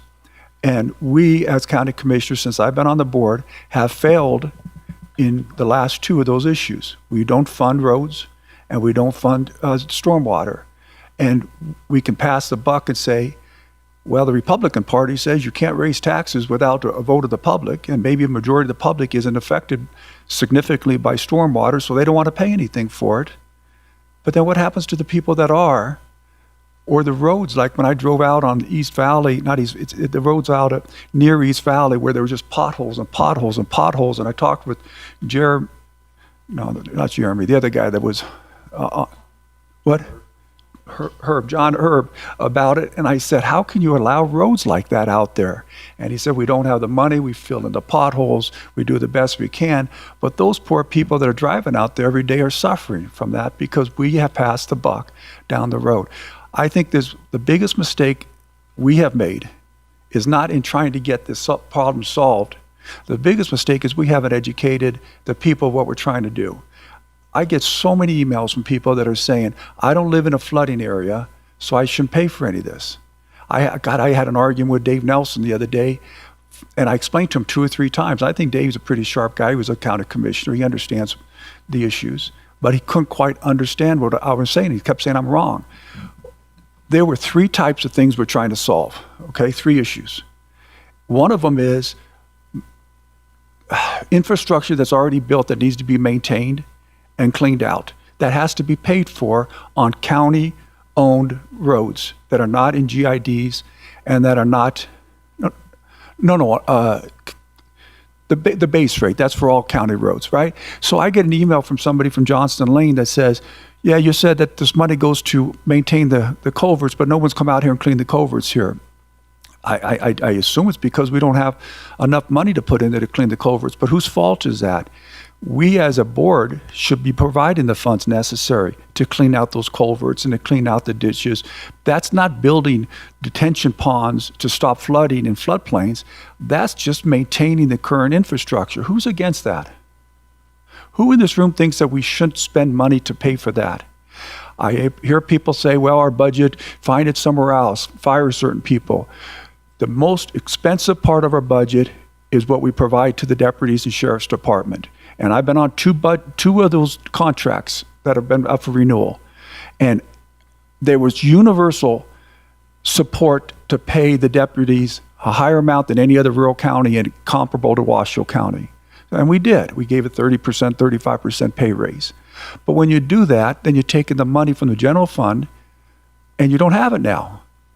So what do? We say, okay, well, we've got the best deputies around, but we're going to let neighborhoods be flooded because their culverts are filled up and the ditches aren't dug outright. So the first thing is there should be a base rate to cover all that stuff. I don't know anybody who doesn't think that, and somehow it has to come, and it should not come from road maintenance, which is already too low. The second part of what we were trying to discuss was certain GIDs like Mr. God, I'm running. You know what, my campaign must have screwed my mind up. I'm forgetting McCallop. In his GID, they pay for the stormwater maintenance of those type of infrastructure. So the second part that what we're trying to fund is for places that are outside GIDs and towns. Towns pay for it too. So towns pay for it, you have to pay extra for it in a town or GID. But if you don't live in a town or GID, you don't pay for it. But there are roads out there and areas that there's culverts and drainage ditches that need to be maintained outside of towns and GIDs. Should we make the members of one of them, the Rancho's GID, pay for your maintenance of the culverts and drainage ditches when I pay for the ones in my area? Of course not. The people who don't live in towns and GIDs should pay a fee to cover that. Now, you can call it a tax, you can call it whatever you want, but it's necessary. It needs to be done. You know what shouldn't be done? Is we shouldn't be taking it out of the road maintenance fund. So those are the first 2 things. And I don't see how anybody can disagree with that. And if they do, I'd love to talk with you. I got plenty of time now. Shoot, I'm so free. Just explain to me why those 2 things shouldn't be done by a government entity that's responsible for the safety and well-being of the public.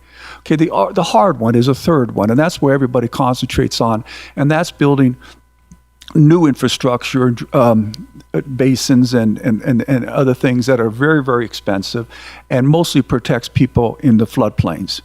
Well, that's a whole different conversation. We can get into that later. That's the hard one. But that's not the first 2. The first 2 we need to get done. We need to get it done, or you're never going to have safe roads. And you're going to have, somebody has to pay for it. There is no more money in our budget. We can go to Dan Coverly and ask him if his deputies will take a pay cut. Do you guys want us to do that? Do you want us to have less quality deputies? Well, somewhere the money needs to come up. I know, and listen, you guys have followed me for 6 years on this board. I've scrutinized every single dollar we spent. I voted against that group that was giving us an analysis on how we should do this thing. I vote against all those things because I think the county staff should be the ones responsible for those type of things. I'm telling you, Jennifer has cut the number of workers in our department as much as she can, her and the department heads. So we're not cutting more people, but somehow you got to come up with the money. Okay, I sort of digest.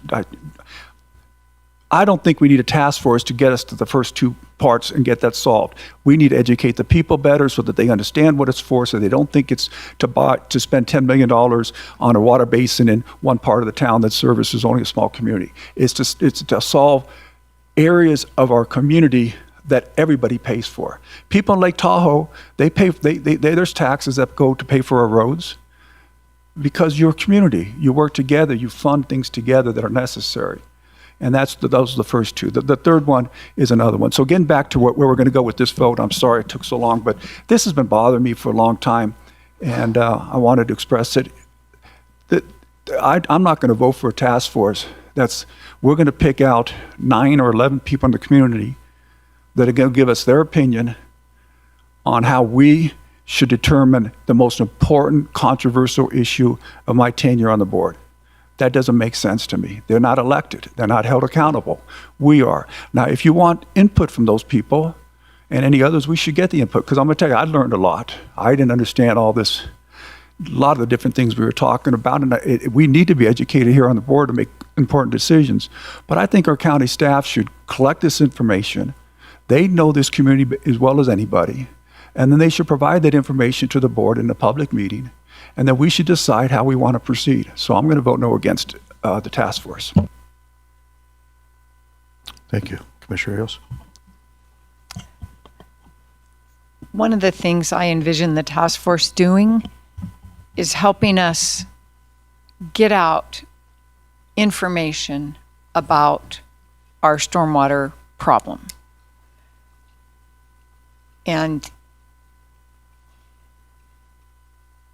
enlisting members of the public to continue being engaged and learning and helping us figure this out.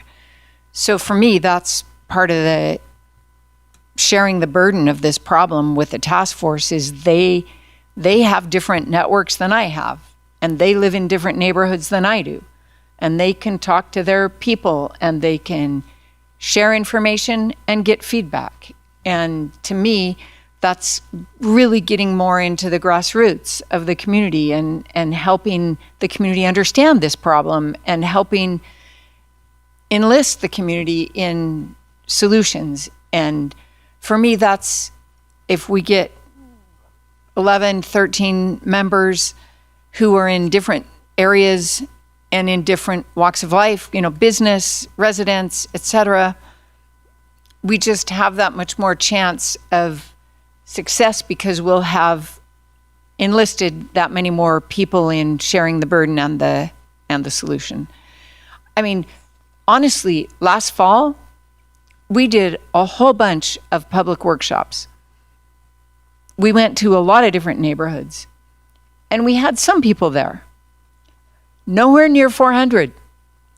Now that we have the public's attention, we can use these members of the task force to continue that conversation and to really be grassroots. Now I'm getting repetitive, but that, to me, Commissioner Tarkanian, is a compelling objective that the task force can help us with, and that the 5 of us can't do on our own.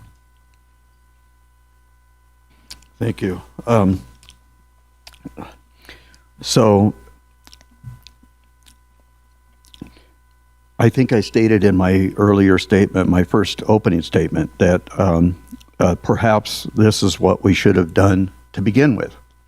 And I still hold true to that.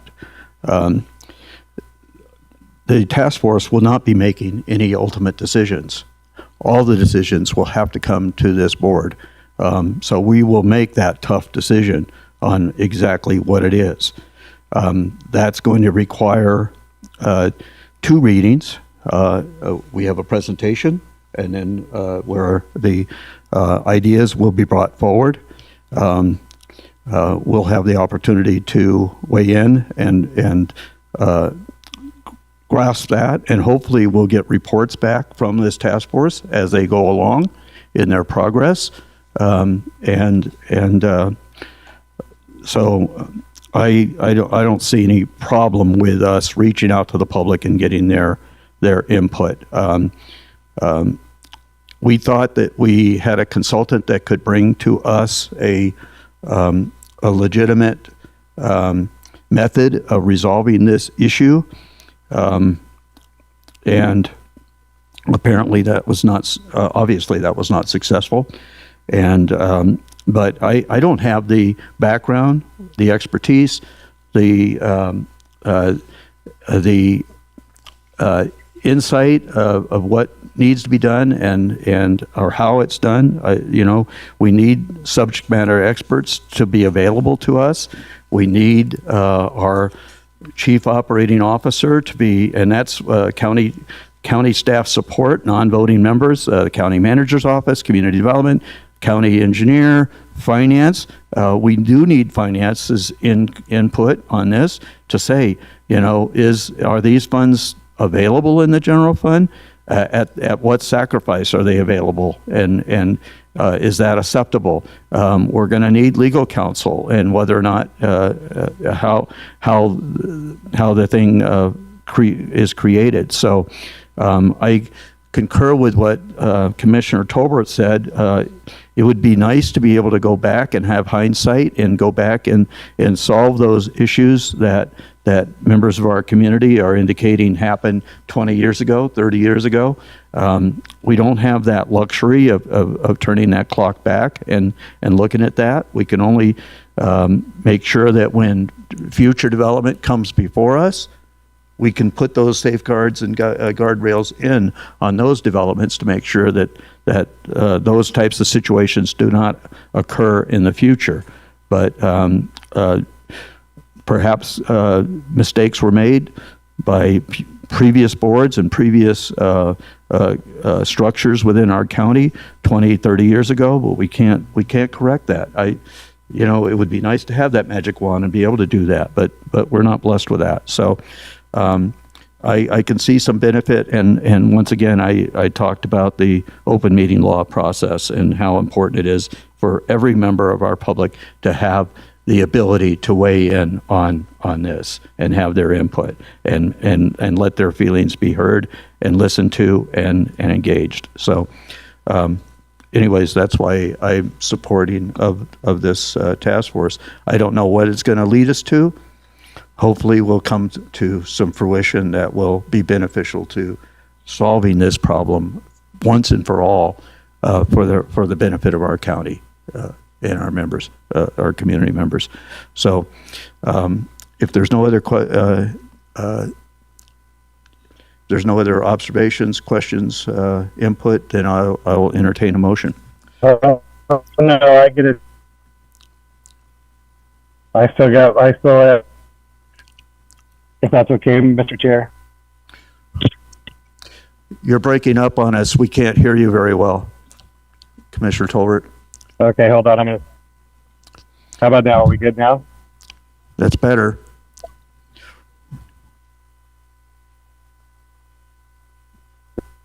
Nope. Now you're locked out. I can't even get you at all. Can you hear me now? Yes. Okay. Yes? No? How about can I jump in here? We can talk about it. Do you have questions, or do you wish to offer a motion, Mr. Tolbert?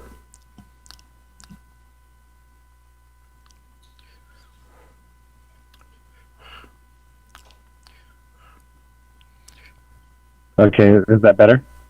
Do you have questions, or do you wish to offer a motion? Yeah, I'd like to. Well, no, I have a comment if I could. I have comment if I could. So, cutting out. By indications, Mr. Tolbert, your communications is weak, and without your input, we are going to lack a by the indications from the board, we may not, we're not going to be able to have a clear understanding of what the vote is.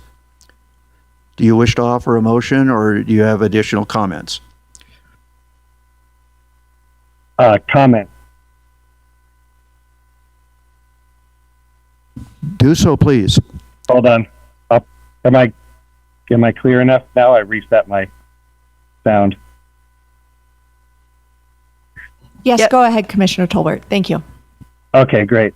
So I would like to start off by, and I know he's hopefully sitting down, but I agree with basically everything Mr. Tarkanian said about this being our decision, and that it needs to be there. The only thing I would say is that I don't feel like the task force itself is something that's taking it away from us. I feel like it's part of our process. That's the only difference. I agree 100% otherwise with everything you said. And I know this is a time taking, but I feel like it's part of us doing our due diligence. I believe we've heard clearly from the public that this is an issue that's not simply about rates and fees. It's also about trust and transparency and accountability and the confidence in our process. So I know that the task force does not remove our decision-making authority, and it doesn't predetermine any outcomes or commit the county to anything, but it creates a structured opportunity for stakeholders from across the community to participate and evaluate the options and bring communication back to us and recommendations. So whether this task force ultimately supports the current direction, or it proposes modifications, or it comes back and says, this should be a vote to the people, that is something that we still will have to decide at the end. But I think we can all benefit from this additional information. And I think supporting the task force demonstrates that we are willing to listen and engage with the public. I know we tried and we didn't get that, and that's something I think we say all the time, is that how do we get the public to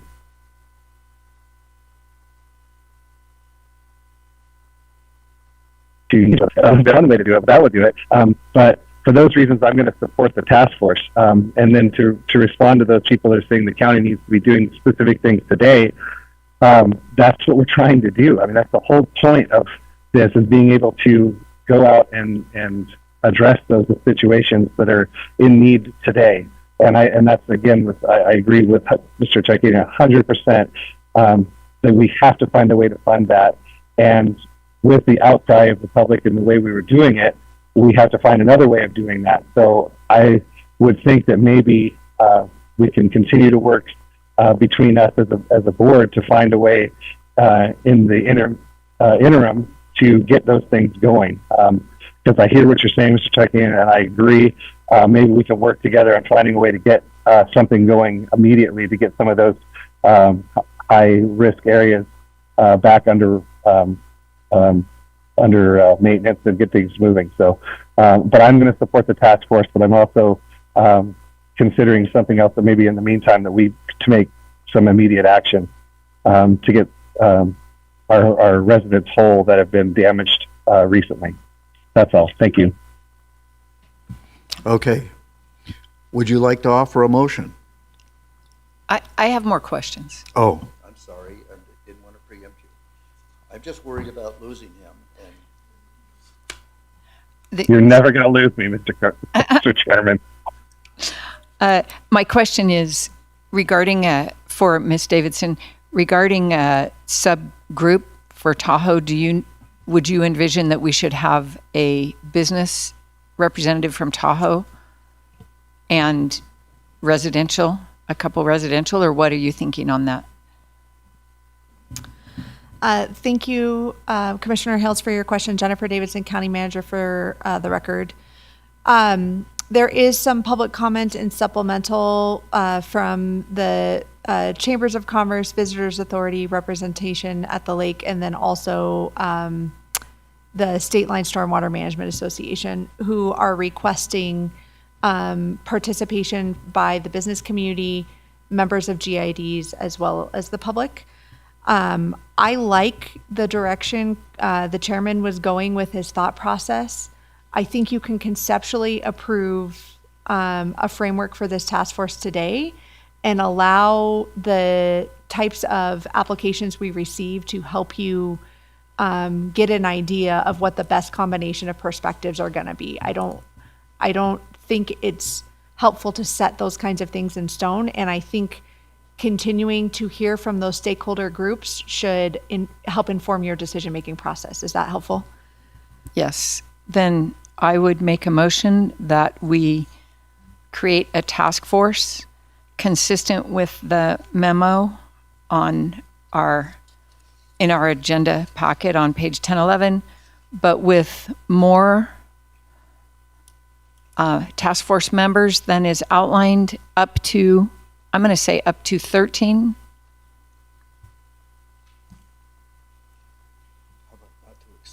Not to exceed 13 members.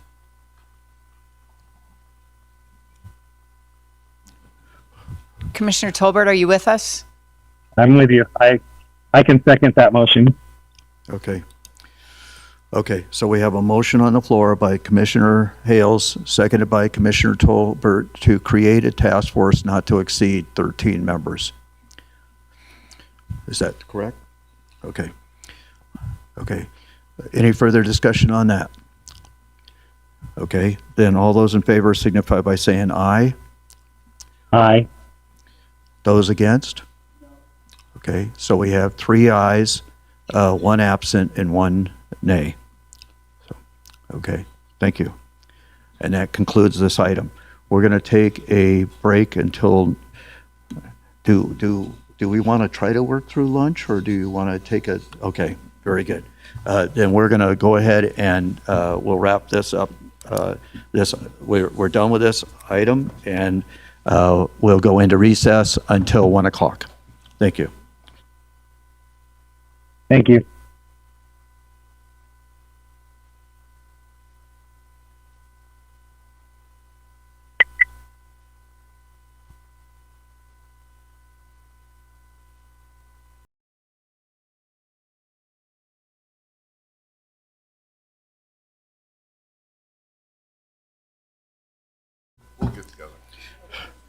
Yeah, okay. So it's 1:01, and I'm glad we set it up for extra people to be here. Okay. Okay. We will now go into, thank you, I hope everybody enjoyed their lunch, and we'll go into item number 10 under community development. For possible action, discussion on major modification application DP 25-0210, modifying the development schedule for Ashland Park Plan Development, DP 20-0219, and DP 20-0220. This modification changes the completion dates for the final maps of phases 1 through 5. The subject site is located in the Gardnerville the Gardnerville Community Plan at 1424 Toller Lane on the north side of Toller Lane between Harvest Avenue and Decker Road. The owner is Matt Carter, Ashland Park LLC, and the applicant's representative is Rob Anderson of Wilson Engineers LLC, and the APN number is 1320-34-002-054. And you do not look like Kate Marolis O'Neill. No, I do not. Okay, Chairman, Tom thank you. Delaire, Yes. Community Development Director, and Jeremy Hutchins, our county engineer. I wanted to check also back online, is Commissioner Tolbert back with us?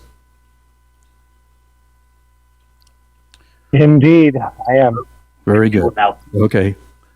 Okay, very good.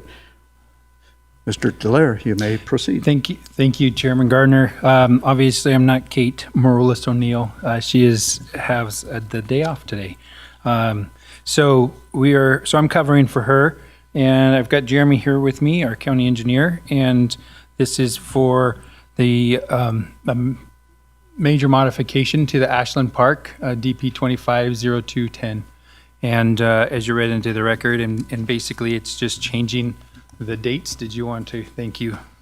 The dates to this map. We're removing it. The map has expired in December 16th of 2025, and we moved it down to December 31st, 2028. And then the highlighted ones are the dates that have actually changed in the plan that you would be approving today. So you can see the 28 and 30 and 32 and 34 and 36 there on the bottom for those dates that are being recorded. On the top table is the plan that it's currently approved in. So not only are we moving phase 1 time to 2028, but the phase 2 time gets moved appropriately to 2030 and 32 and then 34 and then 36. And then 2028, it's still, or 2038, it is still, in phase 6, it still is the date that the map has to be final, has to have the final map in by. So that didn't change for that last phase. Yeah, I didn't recognize that when I first read this, so that's good. Right. I just wanted to make sure that was clear to you, and then I will turn it over to Jeremy for to discuss these conditions. Thanks, Tom. Jeremy Hutchings, County Engineer still. So, right, there's a couple of, I'll just flip back one slide, sorry. So a few conditions have changed since the last approval. Muller got built through this stretch. So some conditions we've added to kind of clear that up. But staff likes the modification application, so we're recommending approval. Mr. Anderson, our esteemed colleague from Wilson Engineers, is here to make a presentation for the applicant. And so with the board's approval, I'll change presentations over to Mr. Anderson. Can I ask a question on your conditions of approval? Sure. So I'm reading this, and I had some discussions with the county manager before this meeting about it, and I'm reading this language, and I'm just trying to reconcile it. 2B, the improvements within Mola Park or right-of-way shall be constructed at the sole cost of the developer. What did you intend that to mean? So there's some requirements for the developer to build some deceleration lanes, the entrance. And you can see here, Mr. Tarkanian, that the entrance is, according to Rob's exhibit, this is his own exhibit, it's not quite aligned with the map. So there are some improvements to turn lanes that should be borne by the developer to serve the project. That's my intent. Okay, and then when we had been on this before, there were some issues, but I assume because of the way the road was built, there are no longer issues now, and that was dealing with culverts and drainage and stuff, and how that was going to be split. Correct, Mr. Tarkanian. Originally, when I say originally, circa 2022 maybe, the design for Muller Parkway is prepared by Mr. Anderson's firm. It contemplated a flood channel on the east side of Muller Parkway, and then several large box culverts that crossed under Muller Parkway onto Mr. Park's ranch. I believe that is the Clomar that Mr. Anderson has approval from FEMA to construct. So that was kind of a dispute as well, who was to pay for those culverts. Currently, Muller does not have those culverts, so they're no longer in play, I'll say. But it's kind of a gray area because technically there's still a FEMA approved Clomar for this section of road, Mr. Anderson's old plans or previous plans. But so if he were to come back theoretically, he could come back in and rebuild the section of Muller, I suppose. That would cause some discussions with the lawyers, I'm sure. It'd be things very confusing. So I don't think it's likely that it would happen at this point. When you say he reconstructed, you talk about putting the culverts in and stuff like that. Right. Well, that was a lawsuit that were involved in originally. So those are no longer in play, though. Culverts are no longer required. Correct. But the Clomar that was approved had the culverts in there, and now you're requiring a new Clomar because of? So a new Clomar will be required, Mr. Tarkanian, because as you can see here, I'm tracing the boundary, sort of the north boundary of the floodplain. The floodplain is generally, as my cursor's showing here, if these parcels would still need to be removed from the floodplain, there's a couple ways that possibly could happen. Upstream storage potentially could happen. More likely, these parcels would be filled. If these parcels are filled, that would be a different CLOMAR application, or at least a revised What do you CLOMAR mean by application. filled? Not built and just made like a retention pond? No, filled like filled above grade. So they bring the whole pad up, the whole subdivision would rise. So at that point, the CLOMAR would have to be updated to comply with that grading plan versus Okay, the but you're previous one. making a requirement, a condition requirement to do a new Clomar, and I'm just trying to understand why that would be. Is it because the culverts are no longer there, or is it because of some other reason? Both because of the existing condition of Muller Parkway without the culverts, and then also if the subdivision is raised above grade, the CLOMAR would have to be restudied and reapproved by FEMA in some fashion, either a revision or potentially a new CLOMAR altogether. So just that phase. For those phases located in the primary floodplain. Okay, last question. According to your conditions and what you've stated, the applicant is still paying only one road, one lane of the road, and the county is paying for one lane of the road.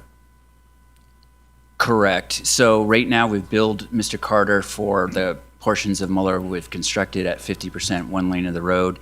I don't think I should say too much that's involved in the that's okay. lawsuit, I'm but just that hasn't been paid yet. Yeah, I understand. I just wanted, there was some disparity whether he was going to be responsible for two of the lanes now based upon your condition or just one. And I just wanted These conditions don't change the development agreement in any fashion. He'd only be responsible for the 50% of the two lanes or whatever the development agreement says. Thank you. Yeah. I have a follow-up, which is, I think you were going to say there may be other ways to solve the drainage problem besides fill. Were you going to, can you elaborate on that? Sure, Mrs. Hales. So upstream storage is one way. The county is also working on a CLOMAR or LOMAR to reduce the flows based on a new engineering study that I don't think will eliminate all the flooding over this property. But essentially, you could theoretically build upstream storage to reduce the amount of flows coming to the site and all points downstream. As we know from previous discussions on the Stormwater Master Plan, these constructions of dams and detention ponds are extremely expensive, probably beyond what I think the owner would want to do to remove this section from the floodplain.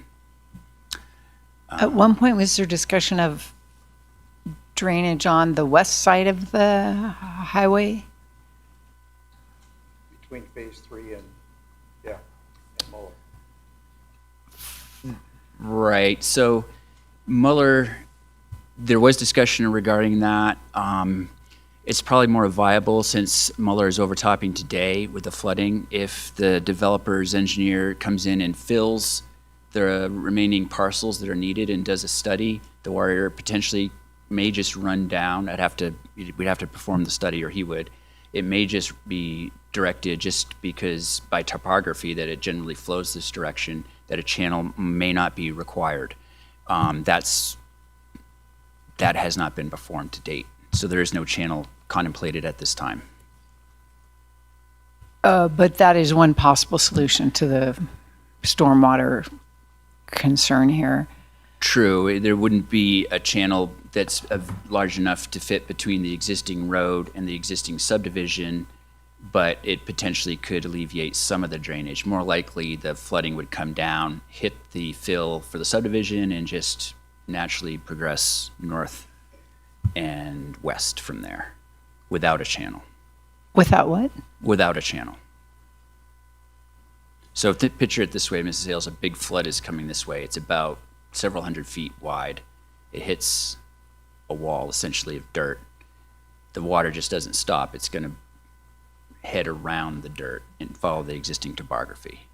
Whether or not there's a channel there will be largely irrelevant.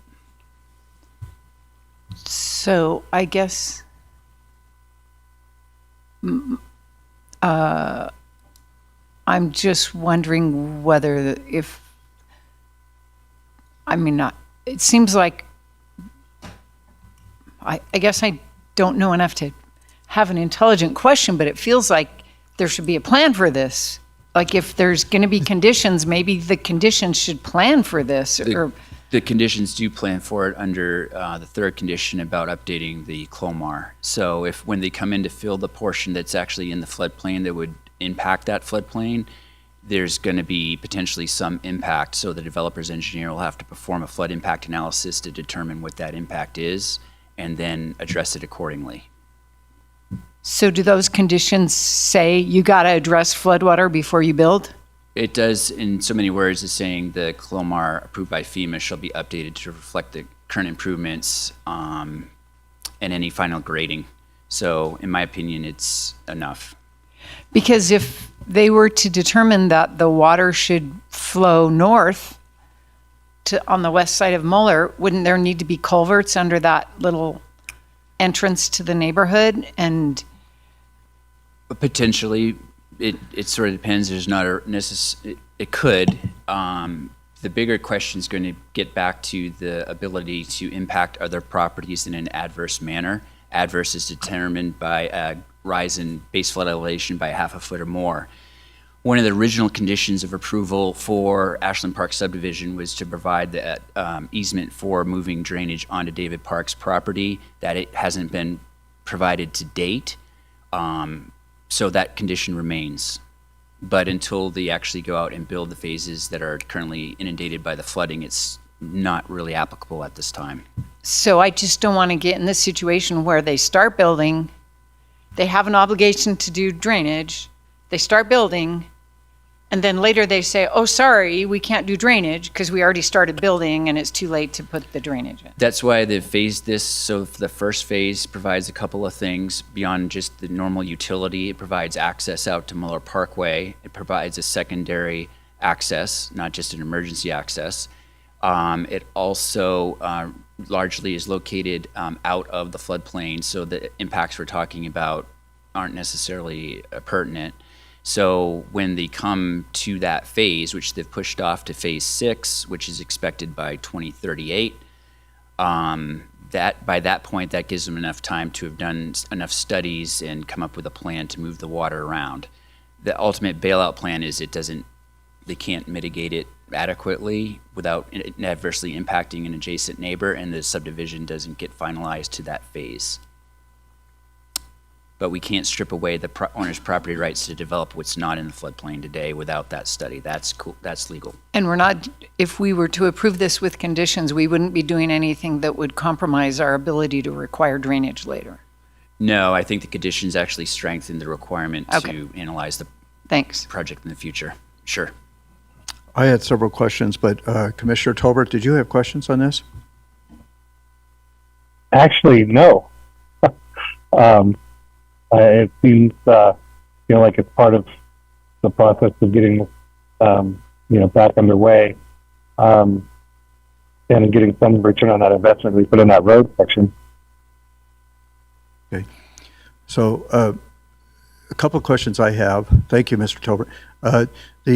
The illustration here in phase 4, which shows Muller, is that the full right-of-way for Muller right there in that darkened area? Is that 4 lanes, or is that just the 2 that we currently have existing?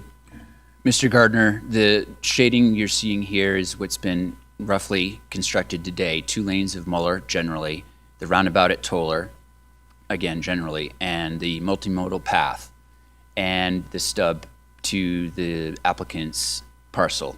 The right-of-way is essentially from where I have my cursor now to where I have my cursor here. So it stretches across this width. Future plans for Muller would essentially widen it to 4 lanes, would happen in this white space generally. On the west side, right? On the west side Right. of what you're seeing today. It gets a little bit confusing because at some point you have to start blending 4 lanes back into the roundabout. So it kind of weaves in and out. But generally you're looking at the future northbound lanes of Muller when it's 4 lanes, but it's serving as 2 lanes today as built. Okay. Now, I know in the corner where it says Phase 1 temporary construction access, right there, because the conditions indicate construction access shall be directly from Muller, but in an A, it says construction access through Chichester Estates is prohibited. I think that was one of the things that the town of Gardnerville was very concerned about. But then it says also B, construction access to Toller Lane is prohibited as well. But isn't that the access right there, the temporary construction access That is to the Toller? Correct, Mr. Gardner. That is what it's showing here. Mr. Anderson is proposing a temporary construction access to Toller. However, you have to keep in mind, this was prior to Muller Parkway being constructed, so the conditions of situation has changed. So that's why you see those conditions prohibiting access to Toller and requiring the access to come off the existing Muller Lane. Since it's already there today, we should take advantage of it rather than having a construction access to an existing road in a congested area next to the roundabout. So construction access, in my opinion, should come off of Muller, and probably the applicant would prefer it as well, because then they don't have to build a temporary construction access and set up all the control in two locations. Okay, and there's already curb, I believe, right in that where Muller access is comes in off the, yes, right there. There's already curb and curb in there, right? I Correct, believe. Mr. Gardner. There's curb on the returns of the entrance. There's a valley gutter across the frontage of the property, and then it discharges to the side of the road, and then that's where the curb is today. Okay, but then eventually then, I take it within the right-of-way, it says with phase one at the sold cost of the developer, this includes but is not limited to all road widening access improvements. So you're anticipating that cost would need to be borne by the developer? Correct. There's also some discussion in the earlier times, I'll call it, of this project where the developer was requesting or arguing that the county should be responsible for turn lanes, acceleration lanes, et cetera. The county's position has been those improvements were to serve the subdivision, so they should be borne by the applicant. This is our opportunity to clarify that for posterity's sake. It should be the applicant's responsibility to develop those improvements, in my opinion, but I make recommendations and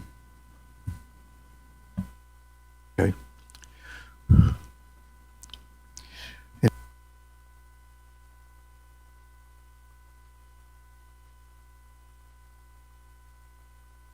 so at this time, I'd like to ask if the board would like Mr. Anderson's to come up, and we'll flip it over to Mr. Anderson here and give him control of if we hit play, I think, and then can you click on the laser pointer for him, Tom? Right down at the bottom right there, because then he can see right here. Let me see. I'll take care of it. This is a different screen. All right. Laser pointer. Turn this off.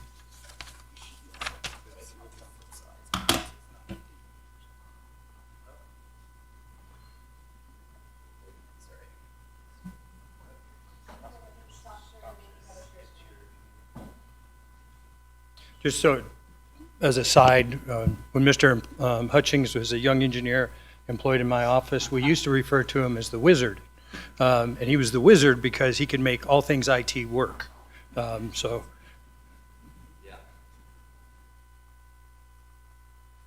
Well, please be patient. This is the first time we've done this, so.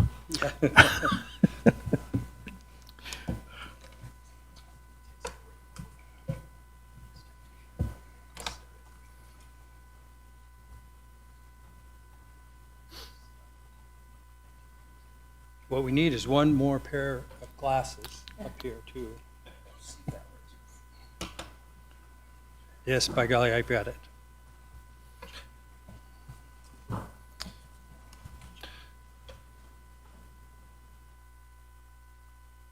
Mr. Chairman, members of the commission, for the record, my name is Rob Anderson. I am a principal with Wilson Engineers, and I'm here today on behalf of Ashland Park LLC.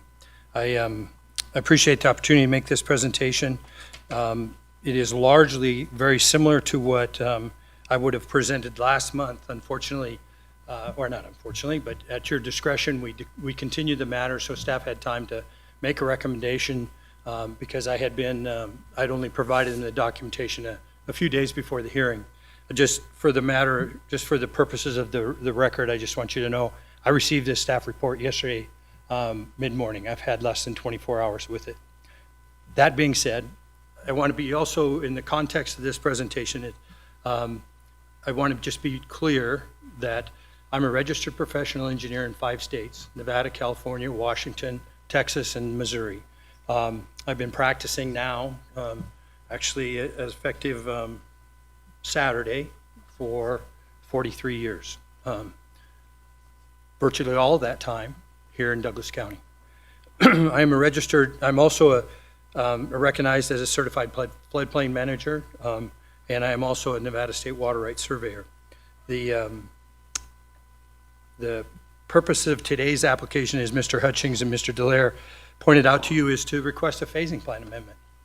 I suspect our firm has processed more phasing plan schedule amendments than any 2 other firms in the past 20 years than any 2 other firms. Probably a dozen, maybe more. In each instance, I believe they were approved without condition. Having said that, I would, the conditions, and I would just state for the purpose of, just so everybody understands, the conditions of approval, particularly items 2 and 3, are objectionable to my client and are unacceptable. Having said that, allow me to go through the presentation specifically. How do I get to the next there? I clicked. Okay. My faithful assistant, thank you. So we're going to just go over the background of the project, which is extensive and has started in 2020, our history, the milestones, the extension request that was that is before you today, the phasing schedule, current versus proposed, the phasing plan maps, and then the findings that are required. Thanks, Jeremy. So again, Ashland Park is the applicant. Of course, it's here in Douglas County. The case numbers are included for the purposes of a record. Original approval, for your information, was December 30th, 2020. That approval was for a phased development of 6 phases and 240 lots. By the time we got through the improvement plans, there are only 190 lots. Okay, so as the request states, the extension is to approve the development schedule for Ashland Park. Mr. Dallaire summarized that very well. The additional time to record each of the 6 phases. It is proposed as a minor modification to Douglas County Code, which is allowed by 20.676150 and NRS 278A. It is, as the staff points out, and Ms. Morales O'Neill's staff report indicates, consistent with the county code, the master plan, and NRS. Next slide, please. On December 3rd, 2020, the Board of Commissioners approved the tentative map and the plan development. In June 2022, the Muller Parkway improvement plans and the Clomar application were submitted to FEMA. Or the Clomar application was submitted actually in April, but in June 29th, 2022, the improvement plans for this road, Muller Parkway, to be constructed by the developer, were approved by the county with 1 condition, or 2 conditions, excuse me, at that time. The first condition was subject to the approval of the Clomar. The Clomar was ultimately approved, as the staff report indicates in this presentation will confirm. The second condition of approval was the granting of an easement by Park Ranch Holdings to allow for the water to pass onto his property. That has not occurred, as Mr. Hutchings stated previously. The site-wide improvement plans, which included the filling of the property, similar to what Jeremy described, were approved, and they were conditioned again on the FEMA's Clomar being issued. That Clomar has since been issued, and I believe there's also a condition of approval on those sets of plans that require the easement to be provided by Park Ranch Holdings, which again has not been done yet. The Board of County Commissioners unanimously approved the phasing plan amendment in December of 2023. Mr. Gardner, last month while we were here, or perhaps a month before, you had brought that, raised that issue, and the purpose of that phasing plan amendment was to, it didn't modify the schedule, but what it did is it moved the phase boundaries around so that Mr. Carter and his partners could proceed with an initial phase that was outside the floodplain, much like Mr. Hutchings described to you a few moments ago. But that was all it did. It did not change the phasing schedule. On October 3rd, 2025, FEMA issued the conditional letter of map revision. That was 42 months after submission, which is usually about a 12 to 15 or 18-month process. They're running way behind right now. It is difficult to process these applications in original timeframes when they changed. I believe Mr. Hames, Mr. Hutchings, and others have acknowledged this timing problem in some of the documents that have been filed by Ashland Park, or excuse me, in the case that is Ashland Park adverse to Douglas County. In fact, I think the county used that as one of its basis for an extension of time. The Douglas County constructed in November 25 the portions of the Muller Parkway segments that went from Toller Lane, including the roundabout north, all the way to Buckeye Road, and those improvements are in place at this time. Next slide, please. The reasons for this extension request are basically two primary ones. Number one, the delay by FEMA processing the conditional letter map revision. We ran into the same problem you ran into, okay? And we need more time as a result to comply with the original development schedule that was set forward in 2020, which was prior to the litigation. The litigation, as you are intimately familiar with, continues and is unresolved. And so we can't proceed forward because there's actually disputes and contentions relative to specific items that have been raised in claims filed with the court. So literally, my client's hands are barred from proceeding. You just can't. The owners, however, despite that, have been diligent and complied with every other condition of approval that is set upon them. They enjoy the approvals of the improvement plans from each and every agency. They enjoy obviously the CLOMAR and the other requirements that were imposed on the project.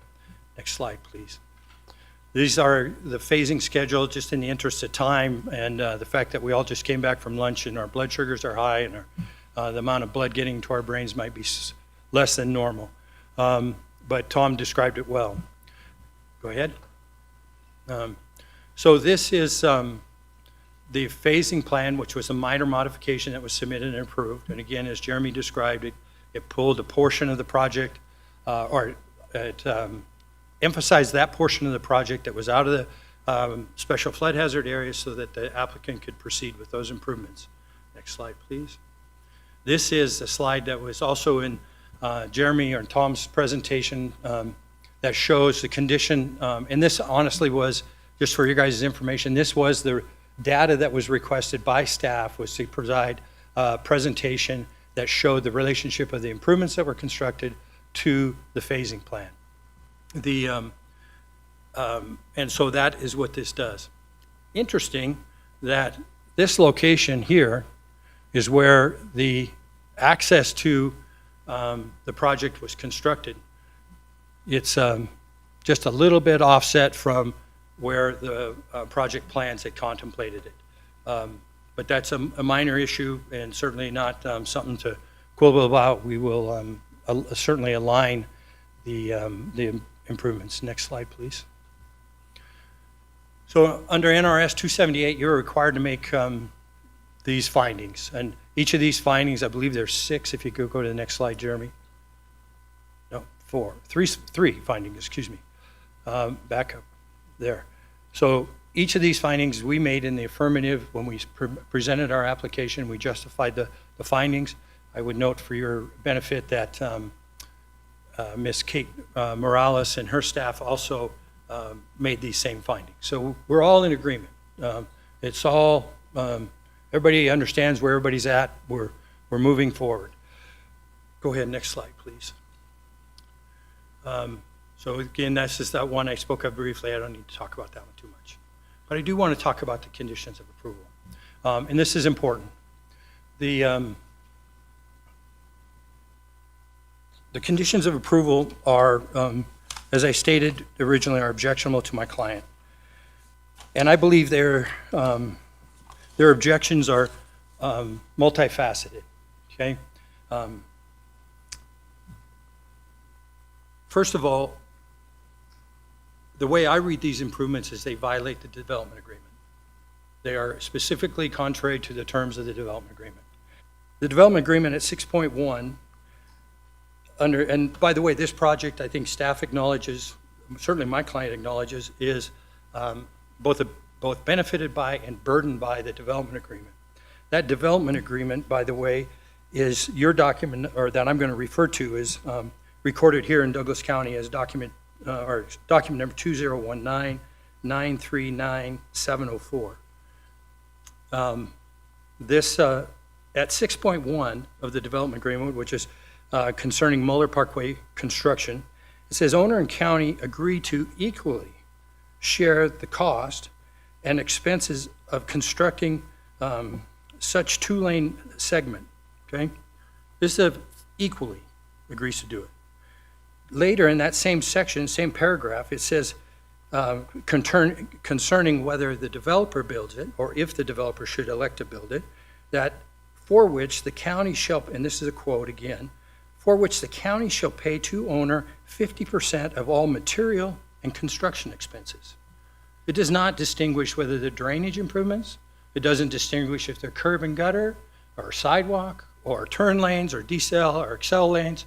It says, for Muller Parkway, we all agree it's going to get built to an arterial standard, that is urban arterial standard, and it's going to be built from Toller Lane to the end of this property for Ashland Park segment. Ashland Park was specifically listed and designated within the development agreement, okay? Not this project, but the property. And so that is, I think that's incontestable. However, I'm just an engineer, and apparently other engineers disagree with me, and so do apparently some attorneys. But that is the first and most important thing you need to understand. The development agreement specifically contemplated that the county and the owner would cooperate for this segment of the road to build 50% of the arterial road. The road that got constructed is not an arterial road. It is, and I will submit to you as a professional engineer and somebody who's practiced for a long time in Douglas County, it doesn't meet, in many respects, even the rural county road standard. It doesn't have a shoulder, doesn't have the 8-to-1 side slopes. It does not meet that standard. That is something that's been testified to in the various court hearings to date. So that presents a tremendous dilemma. And I believe part of the reason why these conditions come up is because the road, as constructed, does not meet that standard. Now, why is that important to Ashland Park? This is the reason why. Ashland Park's conditions of approval that were in 2020 specifically require that it build that road to that urban standard with curb and gutter, with sidewalk, with a wall on the property line, which is going to definitely defer flow. I believe it also spoke to the 100-foot wide drainage channel with a meandering sidewalk or meandering path through it. This road that's constructed today doesn't have that. So what is the, if you would put your thinking caps on and think about it, what is the obligation of the developer? Is his obligation to say, great, 2 lanes of the road have been constructed and all those conditions of approval from 2020 are now null and void? No, for a moment, I do not expect that if I submitted to Mr. Hutchings' staff a set of improvement plans that relied merely on what has been constructed to date, that he would approve those plans and allow my client to proceed with the development of this property. Period. So then, the imposition of condition 2B, which requires them to construct the improvements within Muller Parkway, right-of-way required to serve the subdivision shall be constructed with phase 1 at the sole cost of the developer. That's contrary to the development agreement.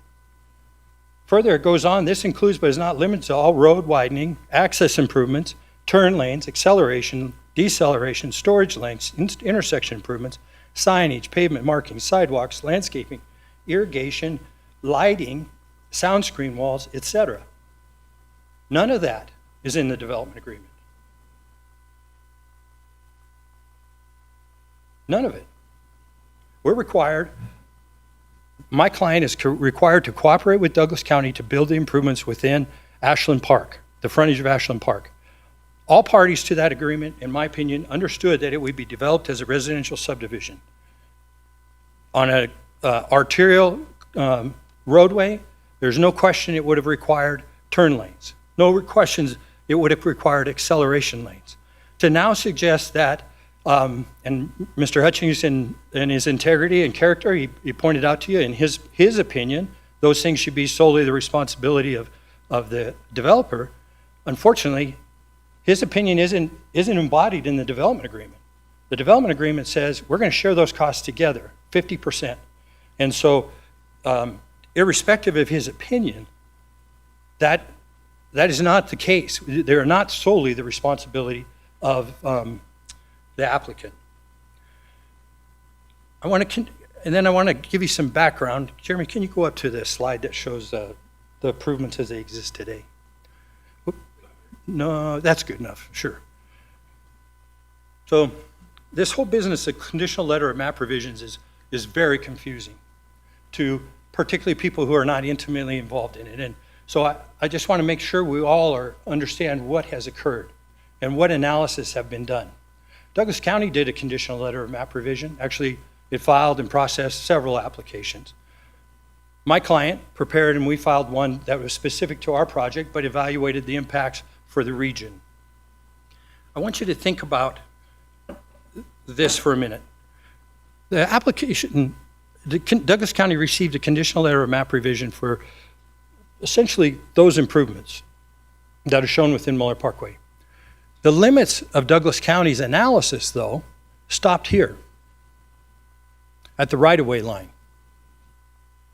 all the way down. Excuse my inability to draw straight.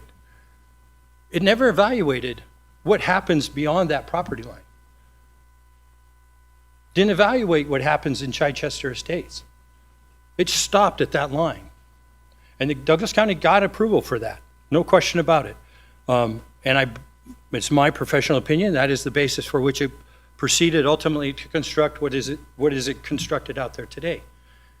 In contrast, my client was specifically required to prepare and file a conditional letter of map revision, by the way, back in 2020, okay? That required us to evaluate what happens to the floodplain if this project is fully developed on the surrounding area. Again, they did that. We submitted to FEMA and it was approved. Now, since then, Douglas County has gone forward, as you know, and constructed this portion of the road. The condition of approval 3 requires us now, or purports to require, that the applicant go file another conditional letter of map revision based on the improvements that are constructed. Why would we do that? We have one that analyzed the whole, including the fill within the subdivision that's required, and we know where that, based on that analysis, we know where the flooding occurs. We know that an easement is necessary from the adjoining property owner to do it. The project development isn't going to change because there's no conditions in here that suggest that the county is going to agree to take away the requirements to construct curb and gutter and sidewalk and the wall and the decel lane. We're going to have to do it all, for which we had to evaluate already. Why would this applicant be required to do another CLOMAR based on what was constructed? Except hold one second if you would, except to analyze things downstream through the property, which I contend the county should have done when you guys filed your application, just like you required everybody else to do. So it's objectionable to now foist that requirement onto a project that already has an approval. And unless the county's going to vacate some of the conditions of approval that say my client can live with the improvements that are constructed, and we're all going to go saying ollie ollie oxen free, right? And we don't have to build any of these other improvements, there's no reason to do another CLOMAR if you're going to allow us to do that. But there's nothing in the condition of approval that suggests that that's going to happen. So therefore, I'm going to reevaluate And because those conditions of approval still require the curb and gutter, the turn lanes, the median island, still going to require the channel. The drainage is unaddressed. And it's certainly unaddressed based on the requirements of the development agreement and must be addressed. There's not a regional road that's been constructed in northern Nevada that hasn't been required to deal with drainage. So that is an objectionable condition, and I think is unfair. In fact, I would characterize this for you because Ashland Park was the plaintiff. In this context of the of this application for a schedule amendment, and only a schedule amendment. That's all we asked for. Just amend the schedule. Let us go finish up the litigation. Let us get through this process. We got delayed just like you got delayed. The only thing we're asking for, recognize that and modify the schedule.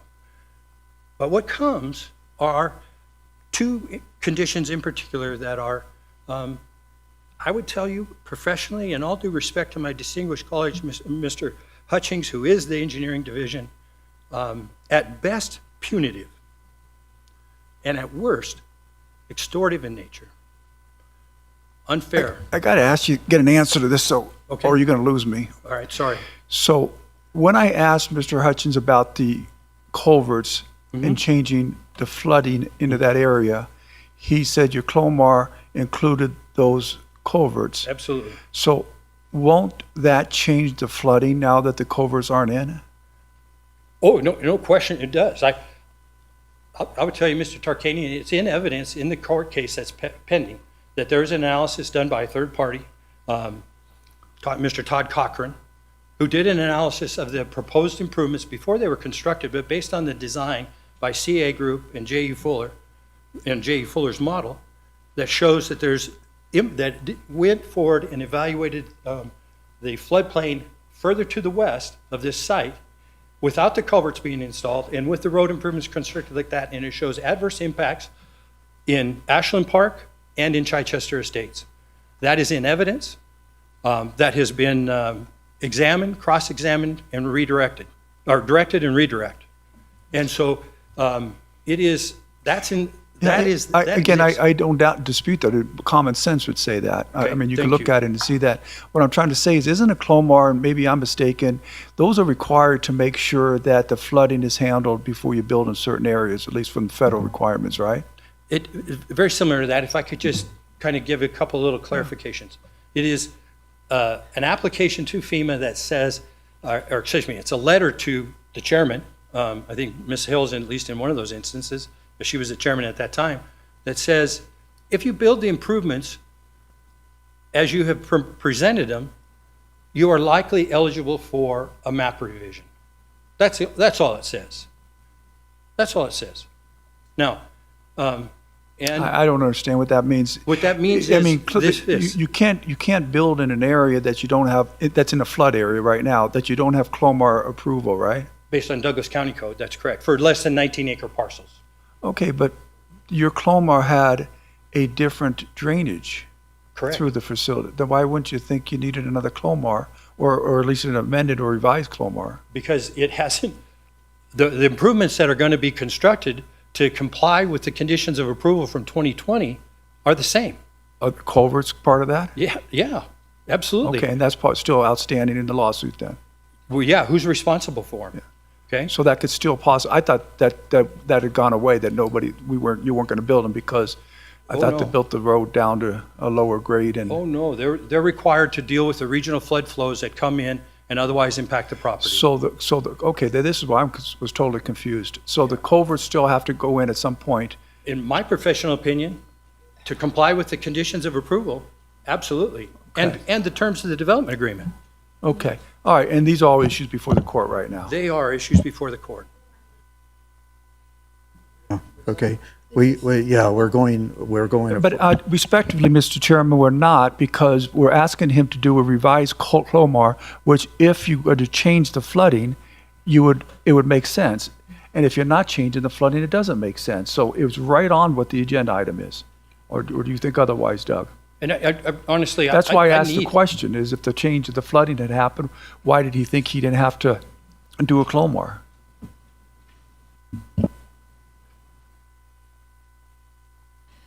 Mr. Chairman, Mr. Hames Please. wishes to speak. AJ, please. You want this one? There you go. Take it. Okay, thanks, Rob. Excuse me. I still have more to go. Yeah. Are you done? No, I'm not done. Yes, get more done. Mr. Chair, AJ Hames from the DA's office for the record. A lot of the arguments that Mr. Anderson is making are arguments that are being made by both of his clients, plural. Park Ranch Holdings is the primary person making these arguments, and Ashland Park. Interestingly, they are adverse to one another for the reasons that Mr. Hutchings explained. When Mr. Anderson designed this road, it depended upon a representation that Park Ranch had made to Ashland that there would be an easement, and that never came about. And so the design, which was reliant upon that easement, is not feasible at this point in time. It may never be feasible. And so that is why that design was not constructed. I'm not going to rebut every argument that was made by Mr. Anderson, because this is not the time or the place to try to litigate a lawsuit that we've already spent hours before multiple judges. I don't think this is the place for that. But I do want to just, I guess, get to the heart of the argument, which Mr. Anderson objects to condition 2B as proposed. And I think that had he brought that up to the county maybe prior to the meeting, we could have just agreed to remove it. I don't think it's necessary based upon the existing conditions. I think it was an attempt by staff to clarify the county's expectations, but if they object to those on the basis that the lawsuit's still pending, there's no real harm in removing condition 2B as well as condition 3. And I can answer any questions about that if you You have should them. have spoke up about 30 minutes ago. We could have got out of here earlier.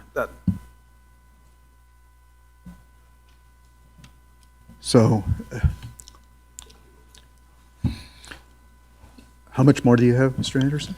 Just a few minutes. Actually, Mr. Hames, I appreciate your comments and your consideration, your recommendation. And again, I just want to reiterate, I do think conditions, actually 2B and 3, if those can be removed, my client will agree to the other conditions. The temporary access road that's still shown on my map, if you go back there, Jeremy, that is just a hangover, honestly, Mr. Chairman, from the previous application. It is irrelevant, really. And I agree with Mr. Hutchings that the existing road should be the construction access. So my request, when I concluded my presentation, which I was about to, but was going to be, please, given that this is all we're asking for is a schedule amendment, please remove conditions 2B and 3. My client will live with the remainder of the conditions as proposed by the engineering division. Thank you. I'm happy to answer any questions. Oh, and by the way, Mr. Hames, I would have taken the time to respond to staff, but again, I only received it yesterday afternoon. And so I've spent some time scrambling, had to get my client's input. So I apologize that I didn't raise it sooner. It'd been great if Jeremy and I would have had a chance to collaborate about it beforehand, but we didn't, so. To just note that it was in the agenda packet. I agree, but I didn't receive it, Ms. Hales. And I only received it after asking Ms. Well, you're a member of the public. I am the member of the public. Okay. Actually, I would think I'm a fine standing member of the public, tax-paying, no doubt. But I didn't receive it until I received it from Ms. Morales yesterday. Thank you. Well, I mean, it was available to you. 3 days ago? Yeah. Yeah, it was submitted 3 weeks ago. Okay, and it was contentious at that time. Thank you. I would think the first person it would be sent to would be Mr. Anderson, more so than requiring him to go through the public records and find it. Thank you. I'm happy to answer any other questions too, by the way. So I'm going up to 2B, and you're asking for the striking of the words "at the Soul."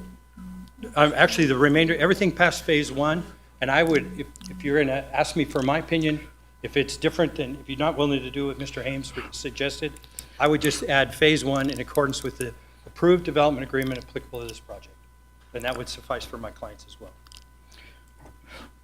Well, I just want to get back to the issue of shared cost. That's in the development agreement.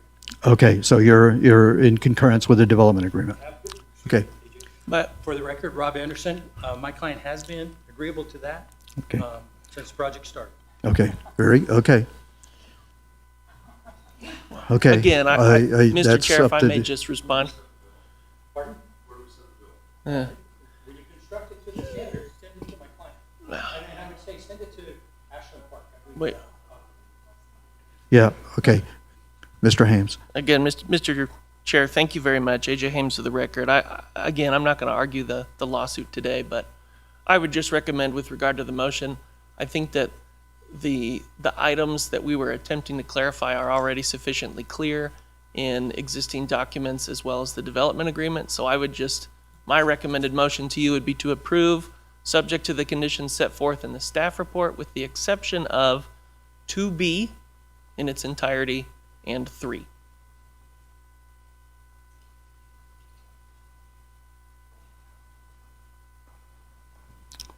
Okay. Any other questions by the commissioners?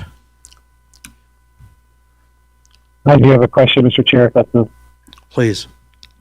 And so, in this process, we've realized that original development agreement has a lot of holes and flaws.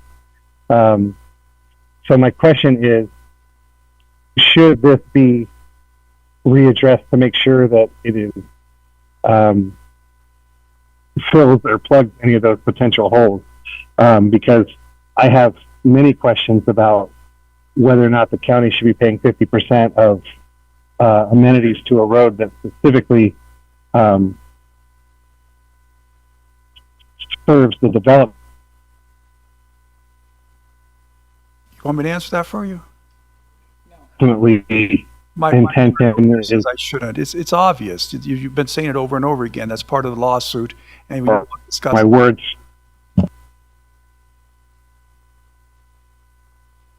Anything to share? I didn't know if Mr. Tolbert heard all of that, but No, it cut out. As soon as somebody talked, it killed me.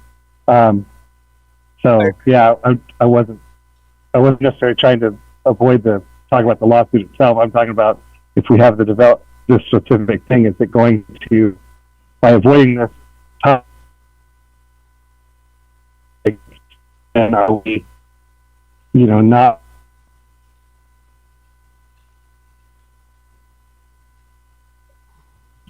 You still with us?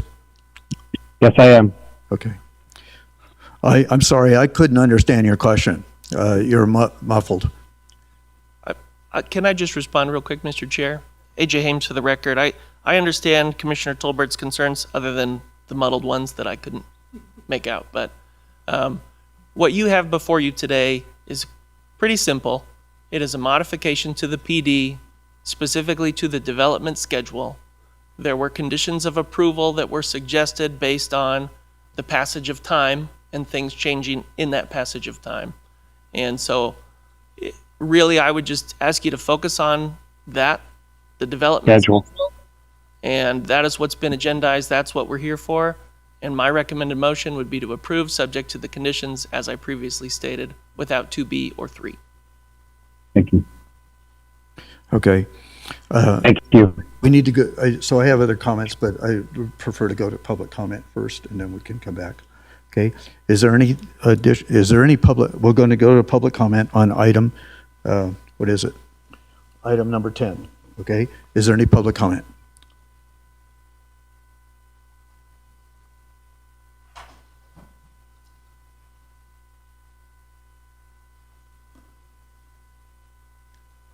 James McCall, I think as a member of the community reading this, this item, it seems like the only thing that really should be done is the changing of the schedule. I think other things, if things involved in a lawsuit or whatever, I don't know that in my reading of the agenda that seems proper, unless I'm misreading it. Thank you. Thank you. Additional public comment?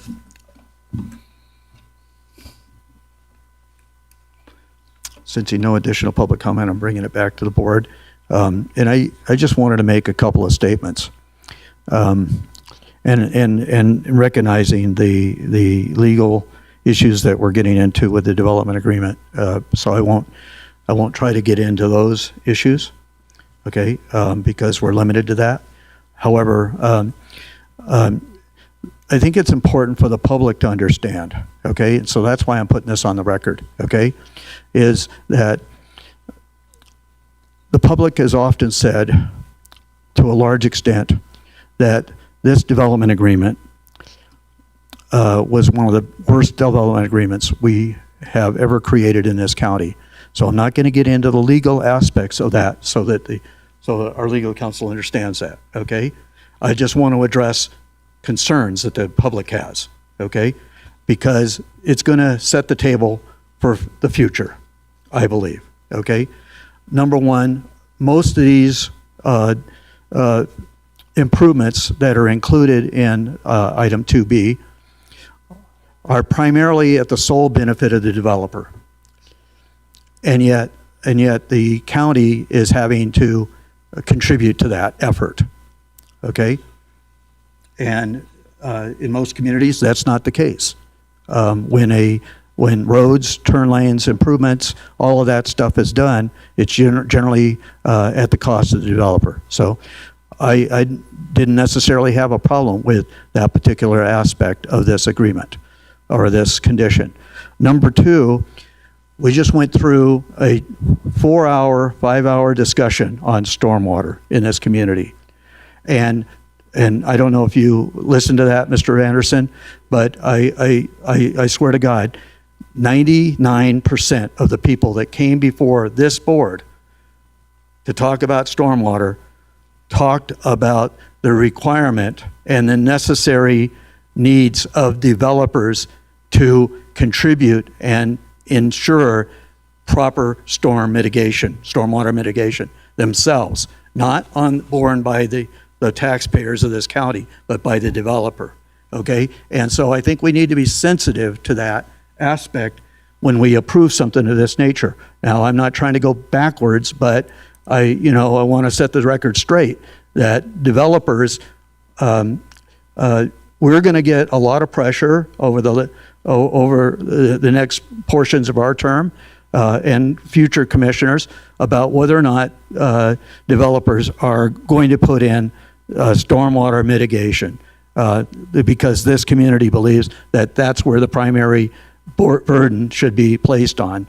So I want to recognize that, and my message to our basically our public here is that this is a development agreement that is I don't know that we can change that development agreement to go backwards, but the development agreement is the development agreement, and we'll see how that plays out. But I just want to assure our public that this commissioner and hopefully other commissioners are going to take a look at those two primary aspects as we possibly have development come forward in the future. So with that, that's all I wanted to say. Commissioner Hales? I need a break. I want to confer with our attorneys before I take any action on this. I would like to make a comment in regards to Chairman Gardner still. You're 100% right in everything we talked about. The developers should be responsible for these costs, and we've been talking about that since we've been on the board. The problem is these are agreements that were made before before we got involved, and with that, there's legal requirements that the county could be liable for if so. So there isn't a whole lot we can do at this time with regards to that until the judge makes his order. I'm suggesting otherwise. No, I wasn't. I was just trying to clarify is we can't change it. The judge is going to make a ruling, and we live with it, and hopefully we don't make the same mistakes that were made from previous boards. To meet with council in advance of us bringing forward a motion, and I have some questions as well, so I hope you don't mind me joining you with that. Okay. And perhaps Jeremy also? Okay. So AJ and Doug? Okay. We're gonna hopefully, 10 minutes? Okay, we're gonna take a 10-minute recess and then come back.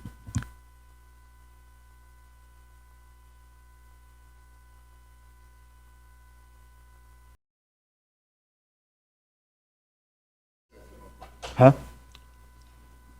Yes, I am. Yes. Okay. Nathan, you said you're here? I am. Okay, thank you. Okay, so we've met with our legal counsel, and we are going to resume the meeting. In advance of that, well, now that we're back in session, I'll ask legal counsel, you had something you wish to share. Thank you, Chairman. Doug Ritchie with the District Attorney's Office. During the break, a quorum of the Board of County Commissioners did not meet. There wasn't a quorum formed during the break, just in case the public had any questions regarding that. Good idea. Thank you. Okay. We're allowed to meet as a group of two. We did not meet more than that. Okay. Commissioner Hales, you had something? Yeah, just a brief statement that I do not agree with Mr. Anderson's representation of the history of the situation or the documents involved, and I do believe he cherry-picked facts. That said, I support the change to the phasing dates, and I'm ready with a motion. If there's no other questions or comments by the commissioners, we'll go to the motion. Not hearing any, so we'll go to a motion. I move that we approve with conditions major modification application DP 25-0210 based on presentation, staff report, and ability to make findings, with the exception that conditions 2B and 3 be removed, noting also that the removal is not intended to indicate that the obligations spelled out therein are not in place through other means, but simply they are unnecessary to deciding the question of changing the phasing dates. Second. I'll second that. Okay. So we have a motion by Commissioner Hale, seconded by Commissioner Tarkanian. I'm not going to try to repeat that. Taylor, you have that in the, okay, very good. With that, we have a. Y'all getting to today? Man,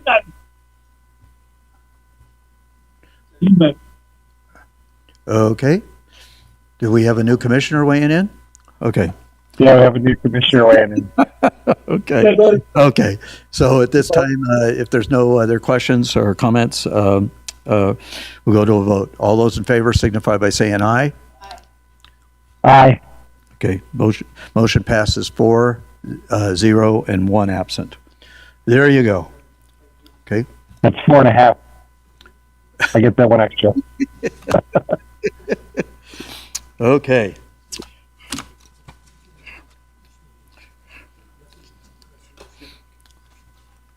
Do we need a quick break to go to the restroom, or are you good? Huh? Okay. Okay. Okay, very good. We'll go to item number 11. For possible 11.1, for possible action, discussion to approve revisions to the Douglas County Administrative Policies and Procedures, Policy 100.14, Drug and Alcohol-Free Workplace. And it looks, oh, she is here. I didn't see her. Ms. Christine Vito, our Human Resources Director, joined by our Deputy District Attorney, Cynthia Gregory. Welcome. And we have another, our audience has increased, our public has increased 100%, so we're now at 2. Thank you, Chairman, members of the Commission. Christine Vito, Human Resources Director for the record. Agenda item 11.1 is a revision to policy 100.14, our drug and alcohol-free workplace. The policy before you is a comprehensive review and rewrite of this policy that has not been updated since 2008. The purpose of this revision was to modernize the policy and align it with current workplace practices, operational needs, legal consideration, and industry best practices. While the county's commitment to a safe and drug-free workplace remains unchanged, the policy has been reorganized and rewritten to improve clarity, consistency, and ease of administration. It more clearly outlines prohibited conduct, testing circumstances and procedures, employee responsibilities, reasonable suspicion standards, post-accident protocols, return to duty requirements, and available employee assistance resources. The result is a cleaner, more streamlined policy that is easier for employees, supervisors, and management to understand and administer consistently across the organization. And with that, I'm available for any questions. Commissioner Tolbert, or those with you. Yeah, nobody with me anymore. I had a quiet corner, but not some more. You know, I know this one's a little bit of a side, but I have been approached about the drug policy in the past, and since it's there, I already know the answer, but I might as well put it out on the public record, and that is responding to, given that the use of THC is legal in Nevada, that it doesn't test like alcohol does. Whereas on be clear of alcohol, which could be necessarily THC. And I've asked about that because other employees have asked about that. And from the response that as I understand is because it's federally not legal, that since we have received federal funding, we have to comply with federal guidelines. And I just want you to confirm that or clarify for me so that everybody understands how that works. Thank you. Thank you, Commissioner Tolbert. Christine Vito for the record. Yes, that what you've been advised is correct. Because we do receive federal funds, we do have to comply with the federal drug mandates.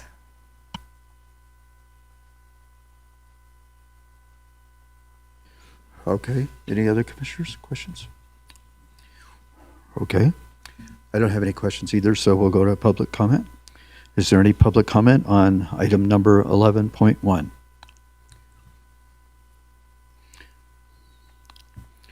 Okay, then I'll bring it back to the board. Any other questions, or do you want to offer a motion? I move that we approve the revisions to Douglas County Administrative Policies and Procedures, Policy 100.14 as presented. Second. Motion by Commissioner Hales, seconded by Commissioner Tolbert, Commissioner Tarkanian. Starts with the same letter. To approve the revisions to Douglas County Administrative Policies and Procedures, Policy 100.14, Drug and Alcohol-Free Workplace, as presented. All those in favor signify by saying aye. Aye. Okay, and the motion passes 4-0 and 1 absent. Okay, we will now, and now we're up to 300% of our previous public involvement. I know you're here for a presentation, so, okay. 11.2 for possible action, discussion on revisions to Douglas County Administrative Policy 100.16, drug and alcohol testing federal requirements, which encompass both Federal Transportation Administration, FTA, and Federal Motor Carrier Safety Administration, FMCSA, requirements into one policy and rescind as duplicative Policy 100.15, Alcohol and Controlled Substances Testing Program based upon audit recommendations from the Department of Transportation, DOT. And I so appreciate you actually telling us what those acronyms mean. So that saves us the process of having to ask. And this is also Christine Vito, Human Resources Director. Thank you, Chairman Gardner, members of the board. Christine Vito, Human Resources Director for the record. I did prepare speaking points for this. There's quite a few things that I want to cover and make sure that I address. This was a pretty significant change for this drug and alcohol policy as well. This item is a proposed update to the county's federally mandated drug and alcohol testing program for employees who are subject to Department of Transportation regulations. The revisions were prompted by a recent audit conducted in Human Resources for DOT drug and alcohol compliance. And the policy was the recommendation of RLS, and it's consistent with federal requirements and current best standards. Based on the audit review and the templates provided by RLS, staff determined that all of the language that was newly incorporated into 100.16 essentially made the second policy, 100.15, obsolete because now both the process and the procedure are combined into one policy.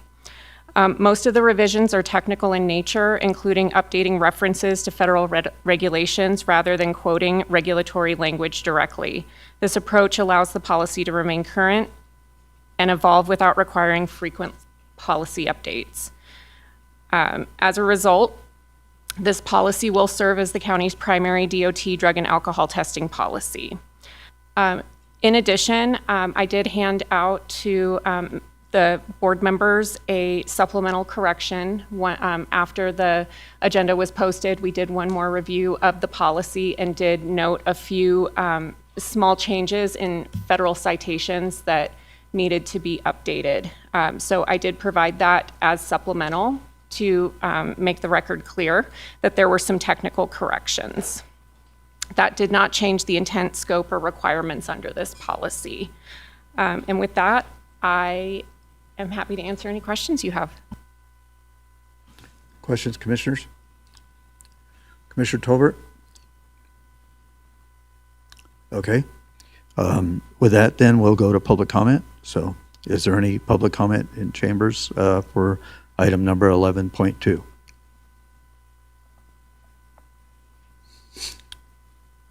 Okay, bring it back to the board and entertain a motion. So I'll make a motion to approve the revisions to policy 100.16, drug and alcohol testing federal requirements, and rescind policy 100.15, alcohol and controlled substances testing program as presented. Second. Motion by Commissioner Tarkanian, seconded by Commissioner Hales to approve the Douglas County Administrative Policy as presented. All those in favor signify by saying aye. Aye. Motion passes 4-0 and 1. Okay, thank you very much. Appreciate you coming down the street. Okay, we'll now go into item number 12.1, Clerk Treasurer, for possible action discussion on the possible adoption of Resolution 2026R-036, levying the tax rates for all political entities within Douglas County for fiscal year 26-27 pursuant to NRS 361.460 upon certification by the Nevada Tax Commission of the combined tax rates, being presented by our Clerk Treasurer, Amy Bergens. Thank you, Commissioner Gardner. Good afternoon. For the record, Megan Doris, Assistant Treasurer. So I'm here today pursuant to Nevada Revised Statutes 361.460 to present the Douglas County tax rates for fiscal year 2026-2027. Under NRS, the Board of County Commissioners is required to adopt a resolution levying the tax rates, which authorizes the Clerk Treasurer's Office to bill the taxing entities within the county.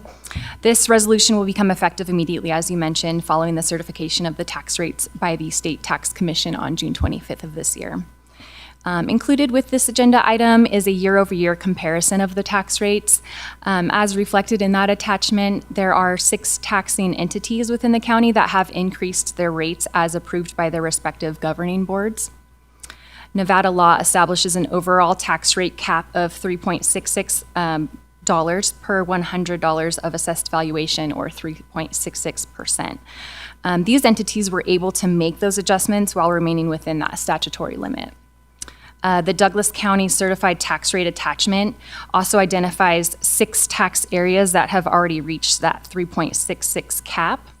So as a result, the Douglas County's tax rate of 1.1680 cannot be increased, as doing so would cause those tax areas to exceed that maximum rate allowed under state law.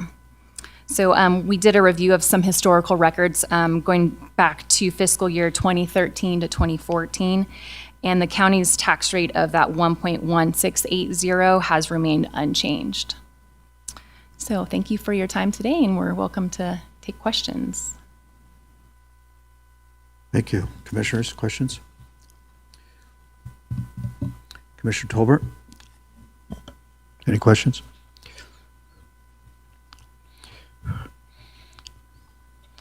Okay, since no questions there, what I find interesting is that the GIDs that are most in need of money are at the cap already, and that's troubling because so often the residents in those GIDs say we need this, we need that, we need this, we need that, and yet they're at the cap. So, sorry. I'll Ms. just mention Bergens? Amy Bergens, Douglas County Clerk Treasurer. We've talked about this in previous years, that it's based on the assessed value, and so the assessed value of those homes in some of those areas is not as high as other ones, and that's why they have to reach that cap in order to grab the funding that they need for the projects to sustain those districts. Understandable. Okay. If there's no questions, we'll go to the public. Is there any public comment on item number 12.1? Okay. Bring it back to the board and entertain a motion. I'll make a motion to adopt Resolution 2026 R-036, leveling the tax rates for all political entities within Douglas County for the fiscal year 2026-27 as presented. Second. Okay, motion by Commissioner Tarkanian, seconded by Commissioner Hales to adopt Resolution 2026 R-036 as presented. Since no further discussion, all those in favor signify by saying aye. Aye. Motion passes 4-0 and 1. Thank you very much. Don't go anywhere. Okay, moving right along now. Okay, now we'll go into 12.2 for possible action discussion on the canvass of returns from the June 9th, 2026 primary election, including entering an abstract of the results in the Board of County Commissioners records, ordering the Douglas County Clerk to certify the abstract and transmit a report of the abstract to the Nevada Secretary of State in compliance with NRS 293.387. And that's being presented by Miss Amy Bergens, our Clerk Treasurer, and Georgiana, right? But I don't know her last name. Georgianne Harges, Douglas County Election Administrator. Hope we got that in the record, because I'm not going to try to repeat it. Pretty sure she got it right. Yes. Thank you, Chairman and Commissioners. Amy Bergens, Douglas County Clerk Treasurer, for the record. First, I like to always start my canvass with thanking all of my staff and every election worker who assisted with this election. We truly could not do this work without all of their dedication and commitment. So included in the supplemental materials today, for today's meeting, are the final results for the 2026 primary election, which I am respectfully requesting the board to certify. I do have a few items that I would like to bring to the board's attention. I'm going to share my screen. They are in the supplemental as well, but I wanted to share them for the visual effect. Douglas County achieved nearly 40% voter turnout. While that does seem low, Douglas County was one of the highest turnout percentages in the state. And the statewide turnout came in at approximately 22%. I have also prepared documents that provide a breakdown of the in-person and mail ballot voting. As you can see, mail ballot voting continues to be very popular in Douglas County. fewer than 4,000 voters cast their ballots in person, while nearly 13,000 voters participated using a mail ballot. Of those that voted by mail, approximately 43% returned their mail ballots through the post office, the Postal Service, while 73% chose to drop them off at one of the Douglas County drop box locations. Excuse me. We received 179 ballots that were either missing a signature or that were not able to match their signature to the one that we had on file. Of those 179, 124 voters cured their signature by the cure deadline, which was last Monday. Thank you. Sorry, I appreciate it. Air conditioning does it every time. By the cure deadline, which was just this last Monday, we had 55 ballots without a cure that we were unable to accept. We also received 150 mail ballots from the post office that we were unable to accept due to a postmark after Election Day. This is an increase from previous years, and I believe it is due to the change in the postmark rules from the USPS. I would also like to note that we received 1,364 mail ballots back as undeliverable.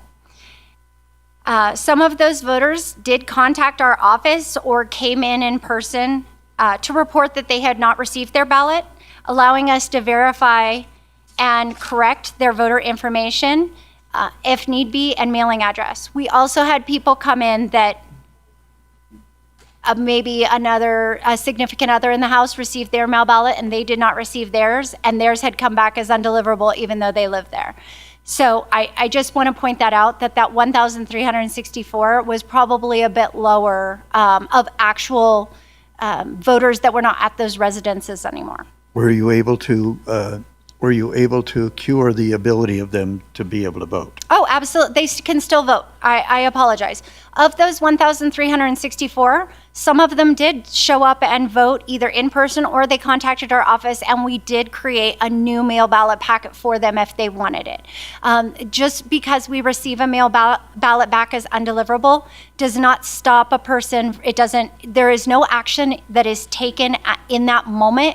We just recognize it in the system so that if they contact us and say, I never received my mail ballot, we can let them know that it was returned to our office as undeliverable. It does not stop the person from voting. But of the 1,364, I just want to recognize how low of a number that is. If you go back and look at previous elections, I know it seems like a lot, but we sent out over 42,000 mail ballots. That's a very low number, and that is due to the hard work and dedication of the election staff to ensure that our voter rolls are as clean as possible. The voters that are associated with an undeliverable ballot that either did not vote or did not update their voter registration since we received that undeliverable ballot will enter the NVRA notification process over the next 1 to 2 weeks. We have until July 1st to get those mailings out. It's a tight time frame, but it is vital to our office to either contact those voters and get current information or be able to inactivate them so that we're not sending another mail ballot packet in the general election. In-person voting, When I look at that, wait a minute, it says received U.S. Post Office with postmark, and you rejected 150 of those. Yes, it's because the postmark was after the election day. Correct. That was 150, and the majority of those, I believe, 135, we received the day after the election, which in my logic means they mailed it on election day, but with the new postmark rules, they were not postmarked until the morning that they got it to our office. So it's vital for people to understand the new postmark laws from the post office when choosing to mail their ballot back. It's just important that they do it sooner rather than wait until election day. And I compliment you on your outreach to the public. I've witnessed it a number of times where you were trying to make sure that people understood the weakness in this process. I would also suggest that there was some concerns maybe 6 years ago or whatever, regarding, and there was a huge amount of people, or the issue was being illustrated, is that to keep your mail ballot from getting compromised, it'd be wise to opt out of the mail ballot system, okay? The difficult, or the challenge that I understand you incurred, your office incurred, is that then you had people who had opted out and then indicated they were not going to be here during the election season, which then meant that they didn't have an opportunity to vote. Correct. Okay? There is no And- option to opt back in during those 60 days. You have to, if you have opted out, you have to also opt back in by that 60-day period prior to the election. So yes, we have had people at every election cycle that comes into our office and says, I know early voting starts next week, but I'm going out of town and I won't be back by election day. And there is no mechanism for us to be able to create a mail ballot packet for them at that point. Maybe more communications in advance of that 60 days so that we can try to make sure people understand that process, because, you know, it's disappointing that they couldn't vote, but I understand the rules too, so. Agreed. Yes, absolutely. We are trying to enhance our Facebook posts. You might have seen them this election cycle. Georgie did an amazing job of making them fun and creative and appealing, hopefully, to the public. So yes, we will. That's always, communication is always vital for our office prior to any election. So anything that we can do, please let us know. She's making a note right now. I'm going to move on to in-person voting. In-person voting totaled 3,848 voters. Of those, I put 1,700, but I think it's 1,799. Yes, it's 1,799 voted during the 2-week period of early voting, and 2,049 voters cast ballots at our 5 vote centers on Election Day. This election also marked the first time we utilized the new voting equipment. I am pleased to report that the feedback from voters has been overwhelmingly positive. Voters noted that the system was easy to use, increased their confidence in the vote counting process, and provided an overall voting experience. Additionally, this was the second election in which the statewide voter registration and election management system was used across Nevada. While the system was successfully implemented during the 24 general election, clerks, registrars, and Secretary of State staff across the state have continued to invest significant time and effort into analyzing data, refining reporting tools, and enhancing system functionality. These ongoing improvements have contributed to a smoother and more efficient election process in 2026. In closing, I want to thank my staff, our election workers, and our community for their continued trust and participation in the election process. At this time, I respectfully request that the board certify the results of the 2026 primary election. So I had one other question for you, and that was regarding the new precincts, because this is the first time the election process that you use the new precincts. Can you tell us about how you felt about that process?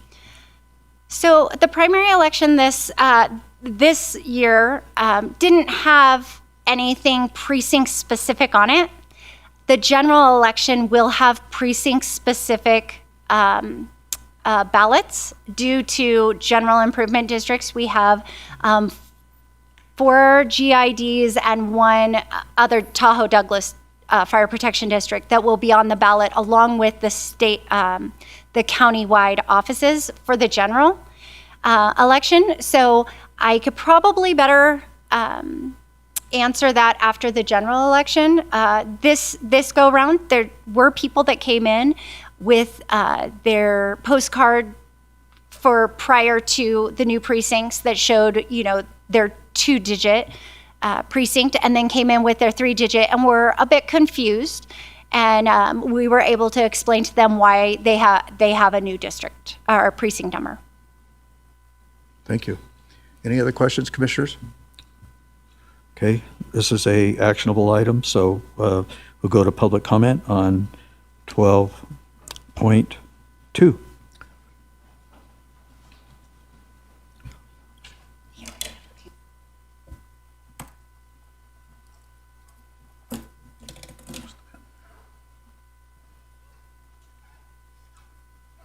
Good afternoon. My name is Kirk Walder, and while I serve on the Planning Commission, these are my individual views. Not only do I support board certification of the election results our clerk has presented, but I hope each of you and all of the citizens of Douglas County recognize and praise the hard work Amy and her team have done during this election. In addition to my job as an election worker in the last 6 years in Douglas County, I was previously an election judge in Maryland for over 10 years. That experience allows me to clearly conclude that Amy is one of the best election administrators that I have observed. She brings extensive knowledge of election law and its implementation, a commitment to honesty and transparency, makes a priority of a positive voter experience, and is a tireless worker. Let me also praise the election staff, particularly Georgie, Yvonne, David, Amy's clerk treasurer staff, and the large number of temporary workers who attended to the many details and extensive logistics required in any elections. Thank you. Thank you. I think that's ditto from us. James McCallum. And I too will congratulate Amy and her whole team. The election process seems to get better every time. And we got results quickly. The process was easy. I don't know how it took me 2 minutes to vote. So great tribute to the staff. I know they worked very hard. The not related to Amy, but the turnout in Douglas County and statewide, frankly, was horrendous. And I don't understand why people don't think voting's important. I tried to get out the word people should not vote by mail. I sent out to 15 rural counties that I represent on the NVGOP Rural Caucus, not to have people specifically do not vote by mail on election day. I preached that. People still do it. The rural counties, think about it, they're not 50 miles from a hub. None of those people can vote on election day, and that should have been made clear to them, and I tried. So anyway, I forgot to disclose. I'm a member of the Planning Commission as well, and I'm not speaking in that capacity. And thank you. Your flock is not listening, are they, as you preach? So. No, I'm not as good a preacher as Amy is. Additional public comment? Seeing no additional public comment, we'll bring it back to the board, and I'll entertain a motion.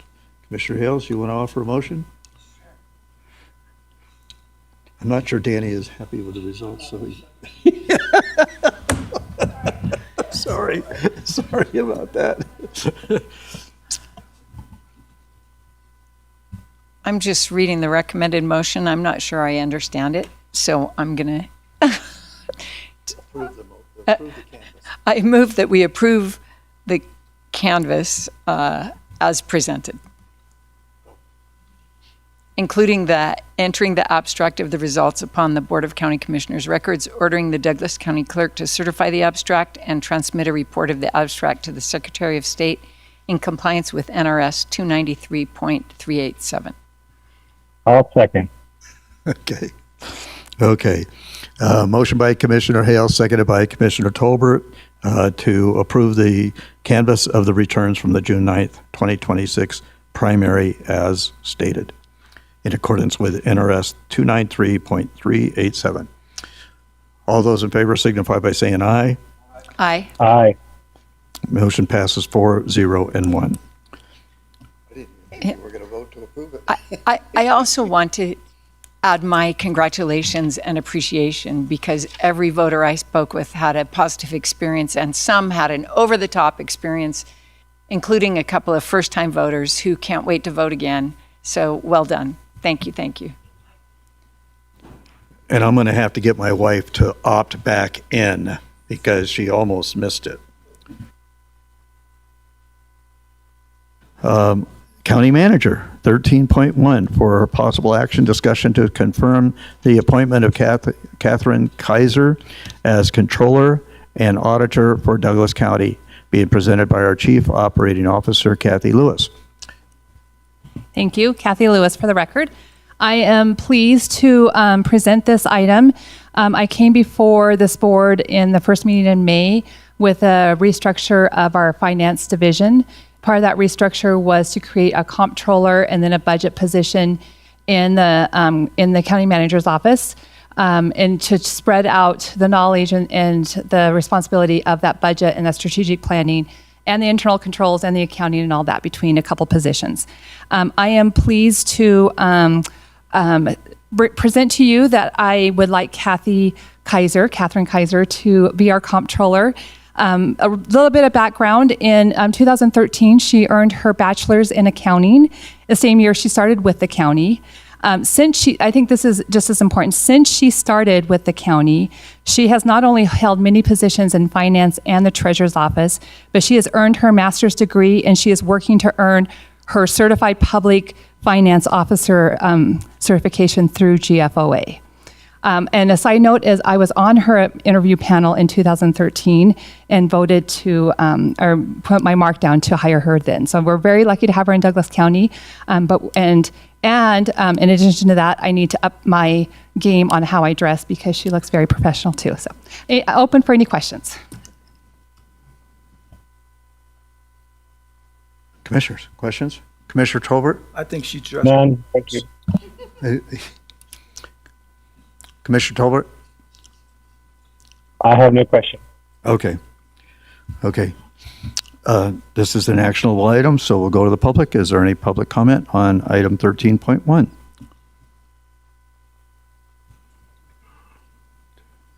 This is not Jeopardy. I won't over 30 seconds.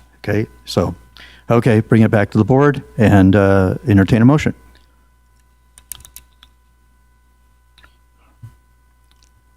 Mr. Chair, I'll do it. Let me grab that. I move to confirm the appointment of Catherine Kaiser as comptroller for Douglas County effective June 20th, 2026 as presented. Second. Okay, motion by Commissioner Tolbert, seconded by Commissioner Hales to appoint Catherine Kaiser as controller and auditor for Douglas County. Since no further discussion, all those in favor signify by saying aye. Aye. Motion is approved 4-0 to 1. Okay, welcome and thank you. And you're not changing offices, right? You're just, okay. So Thank you. Thank you. Okay. Did you want to share something with us, or you're welcome to? I really just want to say, Kathy Kaiser for the record, I was very honored to be considered, and I appreciate your confirmation, and I'm very excited to get started. Thank you. Okay, thank you. Okay, thank you very much. And we'll now go into 13.2 for presentation only, announcements, reports, updates from county commission members, including updates on the various boards and/or commissions that they may be a member of or a liaison to, or any other meetings, functions they have attended, and any request by a commissioner for discussion of a future agenda item. Mr. Tolbert, I'm going to go to you first. Okay, thank you. So as you know, it's absent the last meeting because I was in Washington, D.C.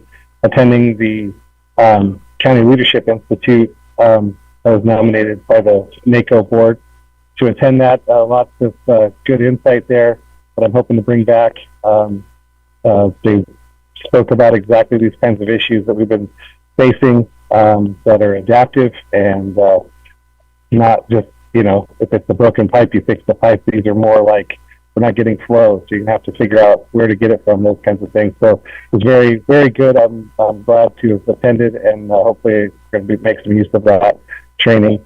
I also attended our Western Nevada Development District meeting on Monday before I traveled this time. We were out in Fallon. We certified our review and priorities document that's required by the federal government about how we're going to support and engage in supporting projects in different counties. There's a lot of things that WNDD, the Western Nevada Development District, does to help Douglas County. So that was a good meeting, and it ended with a tour of the Fallon Naval Air Station, which I had never attended as long as I lived here, and had no idea how instrumental that naval station is. In fact, every air wing that is deployed trains in Fallon for 8 to 9 weeks before they go to deployment. So that about 200 to 3,000 members of the military in Fallon for 9 straight weeks. They also do all the training for the every SEAL team before they deploy also trains in Fallon, except for SEAL Team 6 as they are directed federally for their missions. But it was really interesting to see how something else in our neighborhood is so instrumental to our national and worldwide endeavors. And I think that's it for now. I'm sure we're getting one other meeting, but I can't think of what it is. So there you go. Thank you very much. Commissioner Tarkanian, nothing? Commissioner Hales? Just a couple quick things from Carson Water Subconservancy District from last night.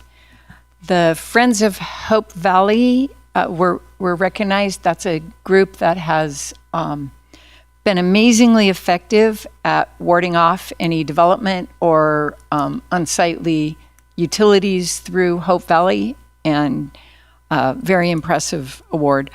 Also, the Alpine County Supervisor noted last night that they've received an $8 million grant to purchase some Park Ranch holding property in Alpine County, and they're very excited about that. That concludes my report. Wow, okay. So I have a couple of things I'd like to report. Number one, I have been informed by our Sheriff's Department, especially our jail staff, that the new control panel has been installed and is working. And so I would encourage you, I don't know when our next visit is supposed to be, but they have indicated that they're willing to bring any one of us through at any time we wish to take a look at that new system. So that's a critical investment that we had. Also, I wanted to announce, this is in the future, not in the past, June 29th is a critical day, a big day for the South County TRE community, in that, number one, there will be a DART ribbon cutting ceremony at 10:30 at our TRE Community Center. So I would encourage my fellow commissioners to attend that. And they'll have the vehicles, some of the vehicles down there. One of the great benefits of these vehicles is that they're all-weather vehicles. So they're very similar to our school buses or our fire department vehicles that have the drop-down chain controls. So they'll be able to operate 5 days a week, Monday through Friday, in a fixed route. And so that'll be great. And number two, on that same day, that's at 10:30, at 11 o'clock, we'll be dedicating the splash pad, okay, the new installation there. So we look forward to that. And our Parks and Rec staff will be putting on a community barbecue at that time. It's normally a senior dining time, but anyways, we're going to do a community barbecue at that time. So anyways, I invite my fellow commissioners to come down for that. Other than that, that's all I have to myself. Ms. Davidson? Thank you, Mr. Chairman, members of the commission. Jennifer Davidson, County Manager, for the record. I have some good news regarding stormwater. We just received another grant award. So we've been awarded a hazard mitigation grant program funding from the federal government through the state of Nevada. It's a $61,000 project, so not a big one, but still significant. And I'm very, very pleased with the work of our stormwater team, along with our grants administrator team, to apply for these grants actively and to be seeking this funding so we can best leverage county resources. This specific grant includes the replacement of an existing dip section on East Valley with an arch culvert, which will improve drainage on East Valley, which is really good news. So I just wanted to share that with the county commission. Normally when we receive grants, we do a larger announcement. This one, I'm not sure because of the dollar amount that we'll be doing that. But we're going to keep a running tally on our stormwater page to continue to communicate with the public how we are trying to be good stewards of taxpayer funding. So thank you for that. Well, that's, and I would encourage us to broadcast everything that that's all of our taxpayer, that's our money coming back to our community. And so we need to be very happy about any time we can, because there's no such thing as federal dollars. Those are dollars out of our pockets that are coming back into our community. And I'm glad that you said that, because it reminded me, to my understanding, we've had some concerns about our emergency communications radio system. And as I understand it, it's in the budget for a $3 million grant to our sheriff's department to help us out with that. $2 million? Thank you, Mr. Chairman, members of the commission. Okay. Jennifer Davidson, County Manager. So it is my understanding that Congressman Amadei's office has successfully worked to include a $2 million contribution. Excuse me. It's made it out of committee. So there's some additional steps that have to happen, but we are very grateful to Congressman Amadei for advocating on behalf of Douglas County for that funding. And we do believe, as he does, that we will ultimately be successful. But I believe that Senator Cortez Masto also put it in her earmarks also, so. Correct. The senators also included it in their applications, and it needs to make it through, not applications, their packages. It needs to make it through their process as well. Once again, that's our taxpayer dollars coming back into our community, so that's good. Okay, that will close up item 13.2, and we'll close with closing public comment. At this time, closing public comment is available to the public. All three members of the public. Okay, it appears they're denying, so. Okay, that closing public comment is hereby adjourned. Our next meeting will be July the 2nd, I believe. Thursday, July the 2nd, is that correct? Okay, same place, same time, 10 o'clock. With that, the meeting is hereby adjourned. Thank you. See you guys.